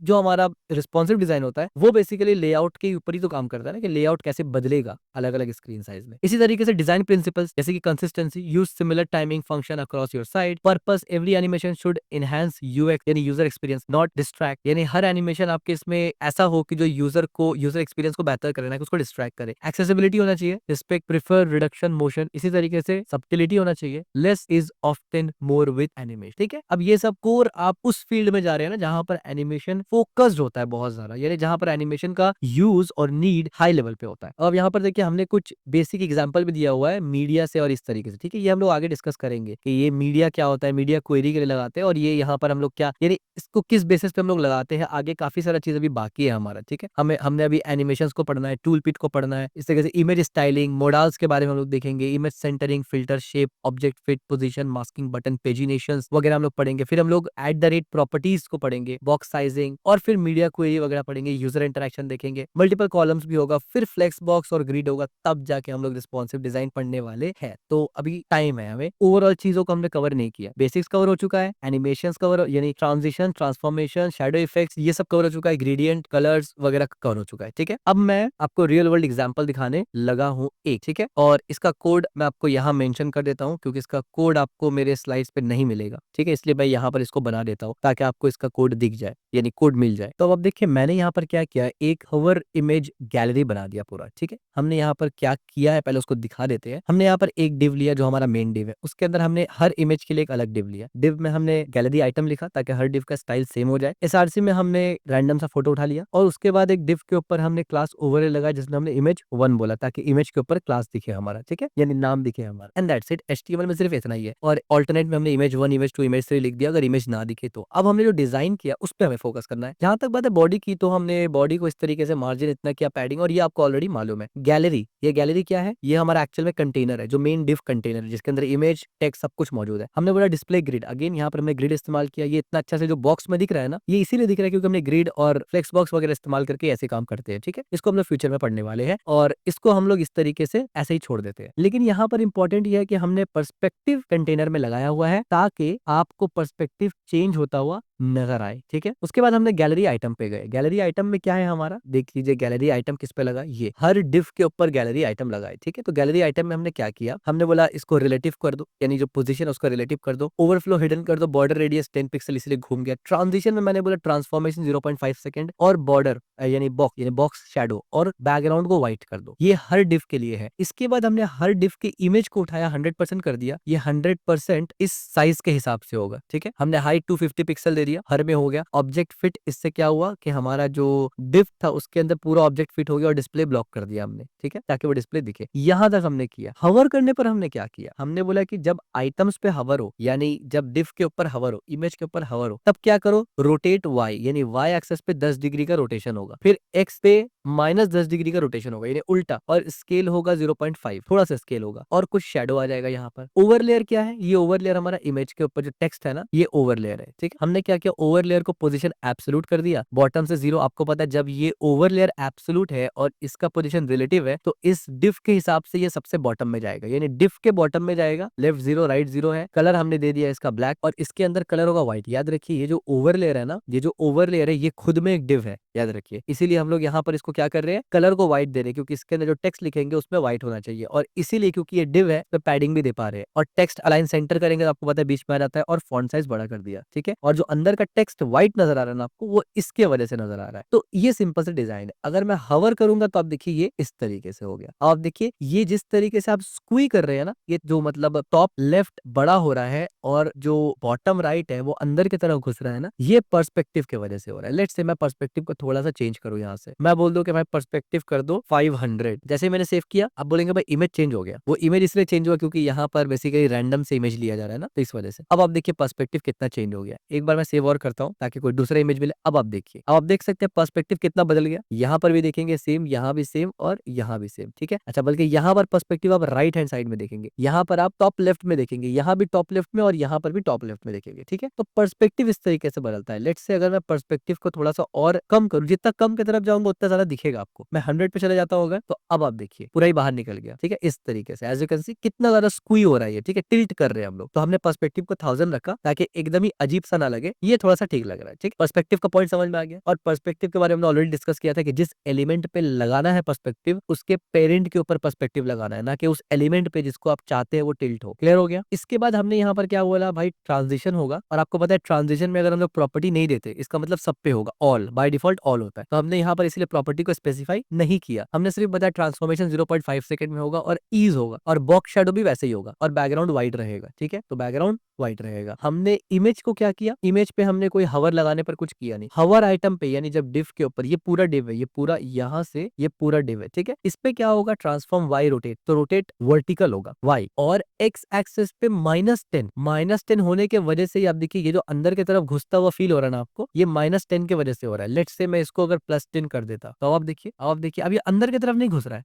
अभी ऐसा लग रहा है कि ऊपर का जो लेयर है ना वो अंदर घुस रहा है, और नीचे से मैं इसको खींच रहा हूँ। जैसे आप मान लीजिए एक पर्दा है, वो पर्दा स्ट्रेट है, और आप नीचे से पकड़ के उसको खींचते हैं, ये वो वाला फीलिंग दे रहा है। क्यों? क्योंकि अब ये माइनस की तरफ नहीं है, प्लस की तरफ है। तो प्लस की तरफ हमेशा राइट साइड में या बाहर की तरफ आएगा। जैसे मैं इसको लेट से 20 कर देता हूँ ना, अब आप देखेंगे ये कितना ज्यादा लग रहा है, ऐसा लग रहा है मैंने पर्दे को पूरा खींच लिया, ठीक है, इस तरीके से। लेकिन जैसे मैं इसको माइनस में दे दूंगा, अब ये उल्टा हो जाएगा, ये लगेगा अंदर की तरफ चला गया, एज यू कैन सी। अब ऐसा लग रहा है ये अंदर चला गया। समझ में आ रहा है आपको? तो ये अंडरस्टैंडिंग बहुत ज्यादा जरूरी है। अगर मैं इसको माइनस कर, लेट से इसको मैं 20 करके दिखाता हूँ, तो अब देखिए ये काफी ज्यादा लेवल पे हो रहा है, एज यू कैन सी, काफी ज्यादा हो रहा है। और ये बाहर की तरफ इसलिए आ रहा है रोटेट हुआ है क्योंकि वो प्लस है, माइनस दे रहे तो वो भी अंदर की तरफ रोटेट जा। समझ में आ गया? जहां तक बात है स्केलिंग का, तो स्केलिंग कम दी, इस वजह से हल्का सा स्केल हो रहा है, सिर्फ आपको रोटेट होते हुए ये नजर आ रहा है। अगर मैं स्केलिंग को बढ़ा दूं तो जाहिर सी बात है आपको ज्यादा स्केलिंग दिखेगा। अब आप देखिए कितना बड़ा स्केलिंग हो रहा है, ठीक है। तो जाहिर सी बात है ये इतना बेकार तो आपको चाहिए नहीं होता ना, तो इस वजह से मैं ऐसे दूंगा, ठीक है, ये, ठीक है, ये इस तरीके से। ये समझ में आ गया। जहां तक बात है बॉक्स का, तो आप देखिए बॉक्स का पहला पैरामीटर होता है हॉरिजॉन्टल, दूसरा होता है वर्टिकल। अब देखिए जब मैंने इस तरीके से इस पे हवर किया ना, तो आप देखिए नीचे की तरफ यहाँ पर बॉर्डर ब्लैक हो रहा है, यानी एरिया ब्लैक हो रहा है। आप देखिए नीचे का एरिया ब्लैक हुआ और ऊपर का एरिया ब्लैक हुआ। राइट साइड में बहुत ही कम, ना के बराबर उसमें बॉर्डर का कलर आया, ठीक है, और ब्लैक कलर का। दूसरा हमने क्या किया, ब्लेंड 40 कर दिया। लेट से समझाने के लिए मैं बोलूंगा कि भाई मैं ऐसे कर दूं, तब आप देखिए कैसे आएगा, इस तरीके से आ रहा है, एज यू कैन सी। और आप देखिए कहाँ आ रहा है, ये नीचे आ रहा है या ऊपर नीचे आएगा, ठीक है, डिपेंडिंग अपॉन कि हमने किस तरीके से रोटेट वगैरह किया, लेकिन आएगा वो वर्टिकल में, हॉरिजॉन्टल में नहीं आएगा कभी भी, ठीक है। अगर मैं इसको इस तरीके से कर देता 10 पिक्सल, ये मैं बार बार चेंज करके और ड्राई रन और डिबग करके इसलिए दिखा रहा हूँ ना, ताकि आपको अंडरस्टैंडिंग हो कि सब साथ में काम कैसे करते हैं। अब आप देखिए दोनों तरफ आ रहा है, एज यू कैन सी, दोनों तरफ आ रहा है। क्लियर हो गया? तो हमें दोनों तरफ नहीं चाहिए था ना, तो हमने क्या किया, हमने 0 कर दिया। और ऑफकोर्स यहाँ पिक्सल भी लगा सकते हैं, तो मैंने पिक्सल लगा दिया। अब क्या है, राइट साइड में, लेफ्ट साइड में नहीं आएगा, ओनली वर्टिकल में आएगा। अब वर्टिकल में लेट से मुझे ज्यादा चाहिए, तो मैं क्या करूंगा, 40, ठीक है। अब इन रियलिटी मुझे इतना नहीं चाहिए ना, मैंने 20 किया, ठीक है। अब मैं क्या चाहता हूँ कि भाई ऐसे गाढ़ा सा ना दिखे कि एकदम डार्क सा पूरा शेडो आ रहा है। मैं चाहता हूँ कि भाई ये ब्लेंड हो जाए जैसे पहले दिख रहा था। इसके लिए मैंने ब्लर इफेक्ट डाला था। तो द मोमेंट मैं यहाँ पर 40 ब्लर इफेक्ट डालूंगा तो अब ये ब्लेंड हो जाएगा और ब्लैक कलर में होगा, लेकिन पूरा ब्लैक क्यों नहीं दिख रहा है? अल्फा, अल्फा जो होता है ना, RGBA, अल्फा चैनल को हमने 0.3 रखा, तो अब देखिए एग्जैक्टली वही वाला फील मिल रहा है हमें जो थोड़ी देर पहले हमें मिल रहा था, एज यू कैन। ठीक है, तो इन डिटेल हमने डिकोड किया इसको, इन डिटेल हमने इसको डिकोड किया, डिबग किया, एक एक पैरामीटर को हमने ट्विक किया, एक एक पैरामीटर को हमने समझा, जो भी चीज हमारा ट्रांसफॉर्मेशन ट्रांजिशन इससे रिलेटेड था ना, वो सब चीज को हमने एक एक पैरामीटर को चेंज करके समझा कि कैसे क्या पैरामीटर चेंजेस होता है। ठीक है, बहुत से लोग आपको ऐसे नेट से उठा के दे देंगे, प्रॉब्लम इसको देना या लगाना नहीं है, प्रॉब्लम है कि आपका अंडरस्टैंडिंग क्या है क्या नहीं है, क्या ये कोड देखकर आप विजुअलाइज कर पा रहे हैं दिमाग में कि कैसे काम कर रहा है या नहीं काम कर पा रहा है। यही रीजन है ना कि जब मैं कोड कॉपी करके लेके आ रहा हूँ ना यहाँ पर मेरे स्लाइड से, तो मैं आपको डायरेक्ट हवर नहीं कर रहा था, मैं पहले आपको बोल रहा था कि भाई ये क्लासेस समझो, यहाँ पर इंप्लीमेंटेशन कैसे हो रहा है, एप्लीकेशन समझो, उसको प्रिडिक्ट करो और फिर देखो कि क्या प्रिडिक्शन राइट था या नहीं। ठीक है, तो एक वक्त ऐसा आएगा ना कि प्रैक्टिस करते करते आपको इतना अच्छा कमांड हो जाएगा कि आप जैसे प्रिडिक्ट करेंगे एग्जैक्टली उतना चलेगा। यहाँ तक कि एक टाइम ऐसा आ जाएगा ना कि ये डिग्री देख के आप यहाँ तक प्रिडिक्ट कर देंगे कितना तक घूम सकता है। ठीक है, तो द मोमेंट आपको इतना अच्छा कमांड आ जाएगा ना, इसका मतलब ही ये है कि आप इसमें अच्छे खासे लेवल पे जा चुके हैं, और तब आप जाते हैं फिर एक्चुअल में फ्रेमवर्क्स वगैरह इस्तेमाल करते हैं वेब एनिमेशन मोशन वगैरह के लिए, मोशन इंजीनियरिंग वगैरह के लिए, या फिर वेब एनिमेशन इंजीनियरिंग के लिए, या इवन CSS के ऊपर अगर आप कैनवा वगैरह में भी इंटरेस्टेड है तो गेम डिजाइनिंग वगैरह में भी, और भी बहुत सारा यहाँ पर आता है ऑप्शन। ठीक है, मैंने तो 3 रखा था ना मेजर, एक वेब डेवलपमेंट हो गया, एक वेब एनिमेशन इंजीनियरिंग, एक गेम डेवलपमेंट। इसके अलावा भी CSS काफी सारे डोमेन में इस्तेमाल होता है, लेकिन ये 3 बहुत बड़ा डोमेन है, क्योंकि इन बड़े डोमेन्स के अंदर भी कुछ डोमेन आ जाते हैं। ठीक है, जैसे आपको पता है कि वेब डेवलपमेंट डोमेन के अंदर खुद UX UI डिजाइनिंग भी आ जाता है। ठीक है, तो इस वजह से, और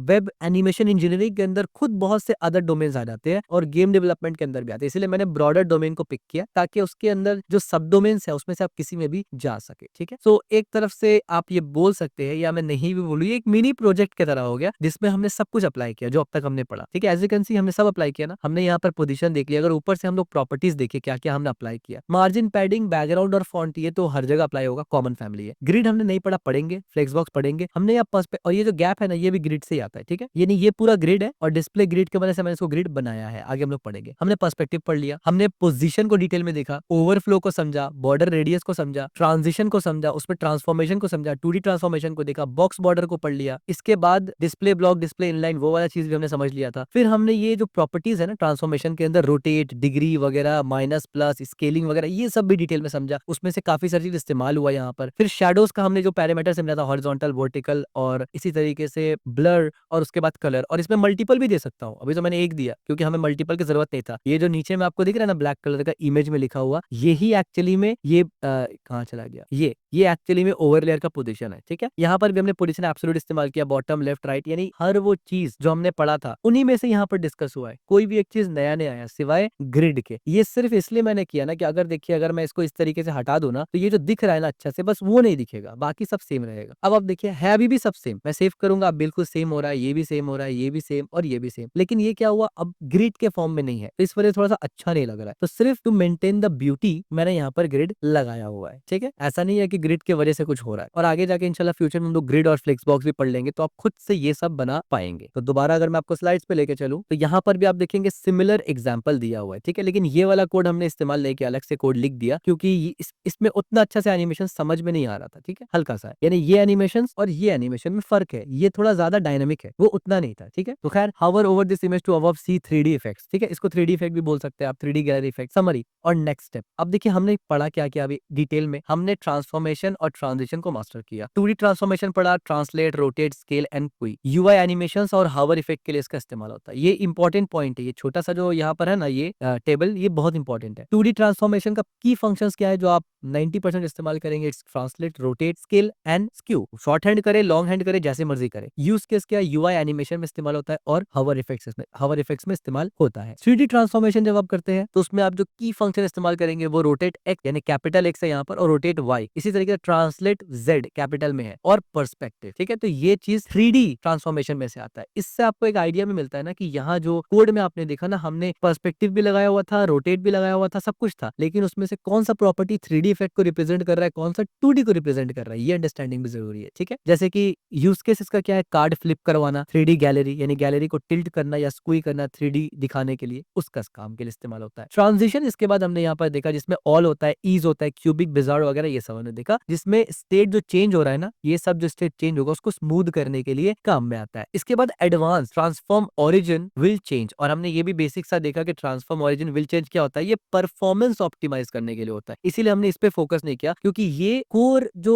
सीएसएस का प्रॉपर्टी और फंक्शन है ना, ये उससे रिलेट नहीं करता है, ये ट्रांसफॉर्मेशन से रिलेट करता है, और ट्रांसफॉर्मेशन बोल रहा हूँ, परफॉर्मेंस से रिलेट करता है। और याद रखिए परफॉर्मेंस जब आप बोलते हैं तो वो बहुत स्पेसिफिक हो जाता है कि किस काम के लिए परफॉर्मेंस ऑप्टिमाइज करना है, क्योंकि हर काम के लिए ऑप्टिमाइजेशन अलग अलग होगा। ठीक है, अब एग्जांपल के तौर पे मैं बोलूं भाई ऑप्टिमाइज कोड लिखो, तो जाहिर सी बात है इसका मतलब बेस्ट प्रैक्टिस कोड में इस्तेमाल करना कि वो कोड स्केलेबल बन सके, प्रॉपर क्लासेस या ऑब्जेक्ट बनाना या प्रॉपर फंक्शंस के साथ काम करना, ना कि आप वहां पर बोलेंगे भाई एचटीएमएल के स्ट्रक्चर को सिमेंटिक इस्तेमाल करो। सिंपल सी बात है, जब हम लोग बोलेंगे भाई यूआई को स्केलेबल बनाओ, तब आप बोलेंगे भाई यूआई को स्केलेबल बनाने का मतलब है कि रिस्पॉन्सिव डिजाइन बनाओ, उसमें नया चीज ऐड करे तो ग्रिड और फ्लेक्सबॉक्स का प्रॉपर इस्तेमाल करो। ठीक है, एक पर्टिकुलर फील्ड में आ जाता है। जब हम लोग बोलते हैं कि सीएसएस का ट्रांसफॉर्मेशन और एनिमेशन में परफॉर्मेंस ऑप्टिमाइज करो ना, वो उस डोमेन में ही सिर्फ काम में आएगा जहां पर एनिमेशन बहुत हाई लेवल में इस्तेमाल होता है। ठीक है, तो क्योंकि ये डोमेन स्पेसिफिक है, इस वजह से इसको हम लोग उसी डोमेन में डिस्कस करेंगे, यहाँ पर जो फंडामेंटल्स है उस पर डिस्कस नहीं करेंगे। ठीक है, ताकि खिचड़ी ना बन जाए पूरा। व्हाट टू लर्न नेक्स्ट, अब नेक्स्ट आप क्या क्या लर्न करेंगे, for example JavaScript integration, control transformation with JS, ये हम लोग आगे आने वाले टाइम पे पढ़ेंगे, अभी तो नहीं, अभी इस पे थोड़ा टाइम है। अभी इस सीएसएस कोर्स के बाद ये सीएसएस का एडवांस कंप्लीट हो जाएगा सब कुछ, उसके बाद 3 से 4 तो मैं अच्छा और तगड़ा वाला प्रोजेक्ट लाऊंगा जो लिटरली रिप्रेजेंट करेगा कि हाँ भाई आपका अंडरस्टैंडिंग मास्टर लेवल में हुआ है सीएसएस के अंदर, यानी कैस्केडिंग स्टाइल शीट के अंदर। और हर एक प्रोजेक्ट को मैं आपके साथ लिखूंगा, एक एक लाइन को एक्सप्लेन करूंगा कि अगर ये लाइन ऐसा ना हो तो जो स्टाइल है वो क्यों चेंज होगा, कैसे चेंज होगा। ठीक है, वो हम लोग पढ़ेंगे। उसके बाद हम लोग ये एसवीजी एनिमेशन यानी स्केलेबल वेक्टर ग्राफिक्स, ये हमने टच नहीं किया। जब हम लोग एचटीएमएल पढ़ रहे थे हमने कहा था कि 2 टॉपिक को हमने टच नहीं किया, एक एसवीजी और एक कैनवा, ये दोनों ही टॉपिक को हम लोग कवर करेंगे। मे बी सीएसएस के प्रोजेक्ट बनाने के बाद इसको कवर करें या उससे पहले कवर करें, देखते हैं जैसा सिनेरियोस आता है। इसके बाद वेब एनिमेशन एपीआईज वगैरह होता है, इसको भी फ्यूचर में कवर किया जाएगा हल्का फुल्का, और परफॉर्मेंस ऑप्टिमाइजेशन यानी 60 एफपीएस टेक्निक वगैरह।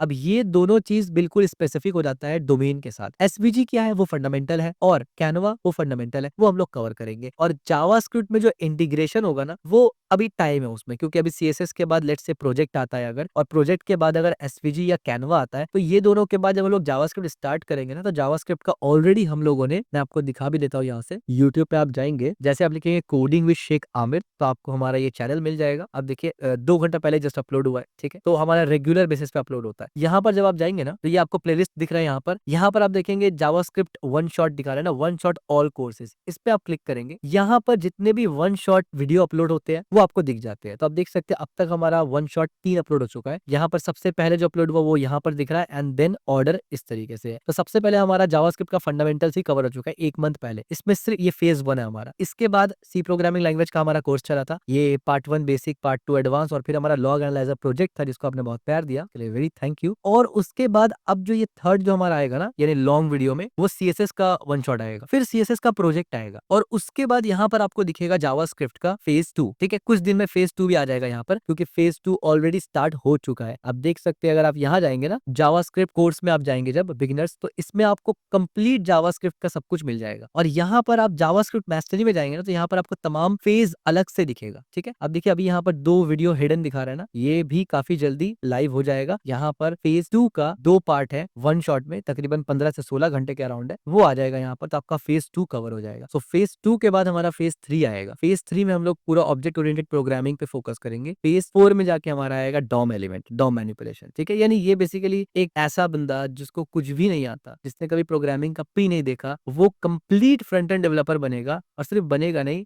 जॉब भी 100% उसको मिलेगा। उस लेवल तक मैं आपको स्टडी करवा रहा हूँ। ठीक है, तो आगे जाके फ्यूचर में जब कुछ कोर्सेस हमारा बन जाएगा ना, बेसिक्स फंडामेंटल्स, तो एक प्लेलिस्ट भी आपको मिलेगा। उस प्लेलिस्ट को मैं प्रॉपर तरतीब के साथ भी बताऊंगा कैसे फॉलो करना है, वो इंशाल्लाह हम लोग आगे देखेंगे। ठीक है, so congratulations, you have mastered CSS transformation and transitions, keep practicing and creating amazing web experience. Final tip pro क्या है, always set animation on a real device, keep animation subtle and purposeful. Use developer tool to debug transformation issues. Study popular website for inspiration. Build a portfolio of animated animation example. ठीक है, तो ये सब चीज हम लोग करने वाले हैं, इसका टेंशन आपको नहीं लेना। आपको सिर्फ क्या करना है, चैनल के साथ बने रहना है, मेरे साथ बने रहना है, मेहनत जरूर करना है जैसे मैं बता रहा हूँ, और कोड आपको ये सब मिल जाएगा, इसका टेंशन मत लेना। तो चैनल को सब्सक्राइब नहीं किया है तो सब्सक्राइब कर लीजिए, वीडियो को लाइक नहीं किया है तो वीडियो को लाइक भी कर लीजिए, और इस वीडियो को शेयर भी कर देना, और कमेंट में बताना कि आपको कैसा लग रहा है ये CSS का complete course, advance complete course.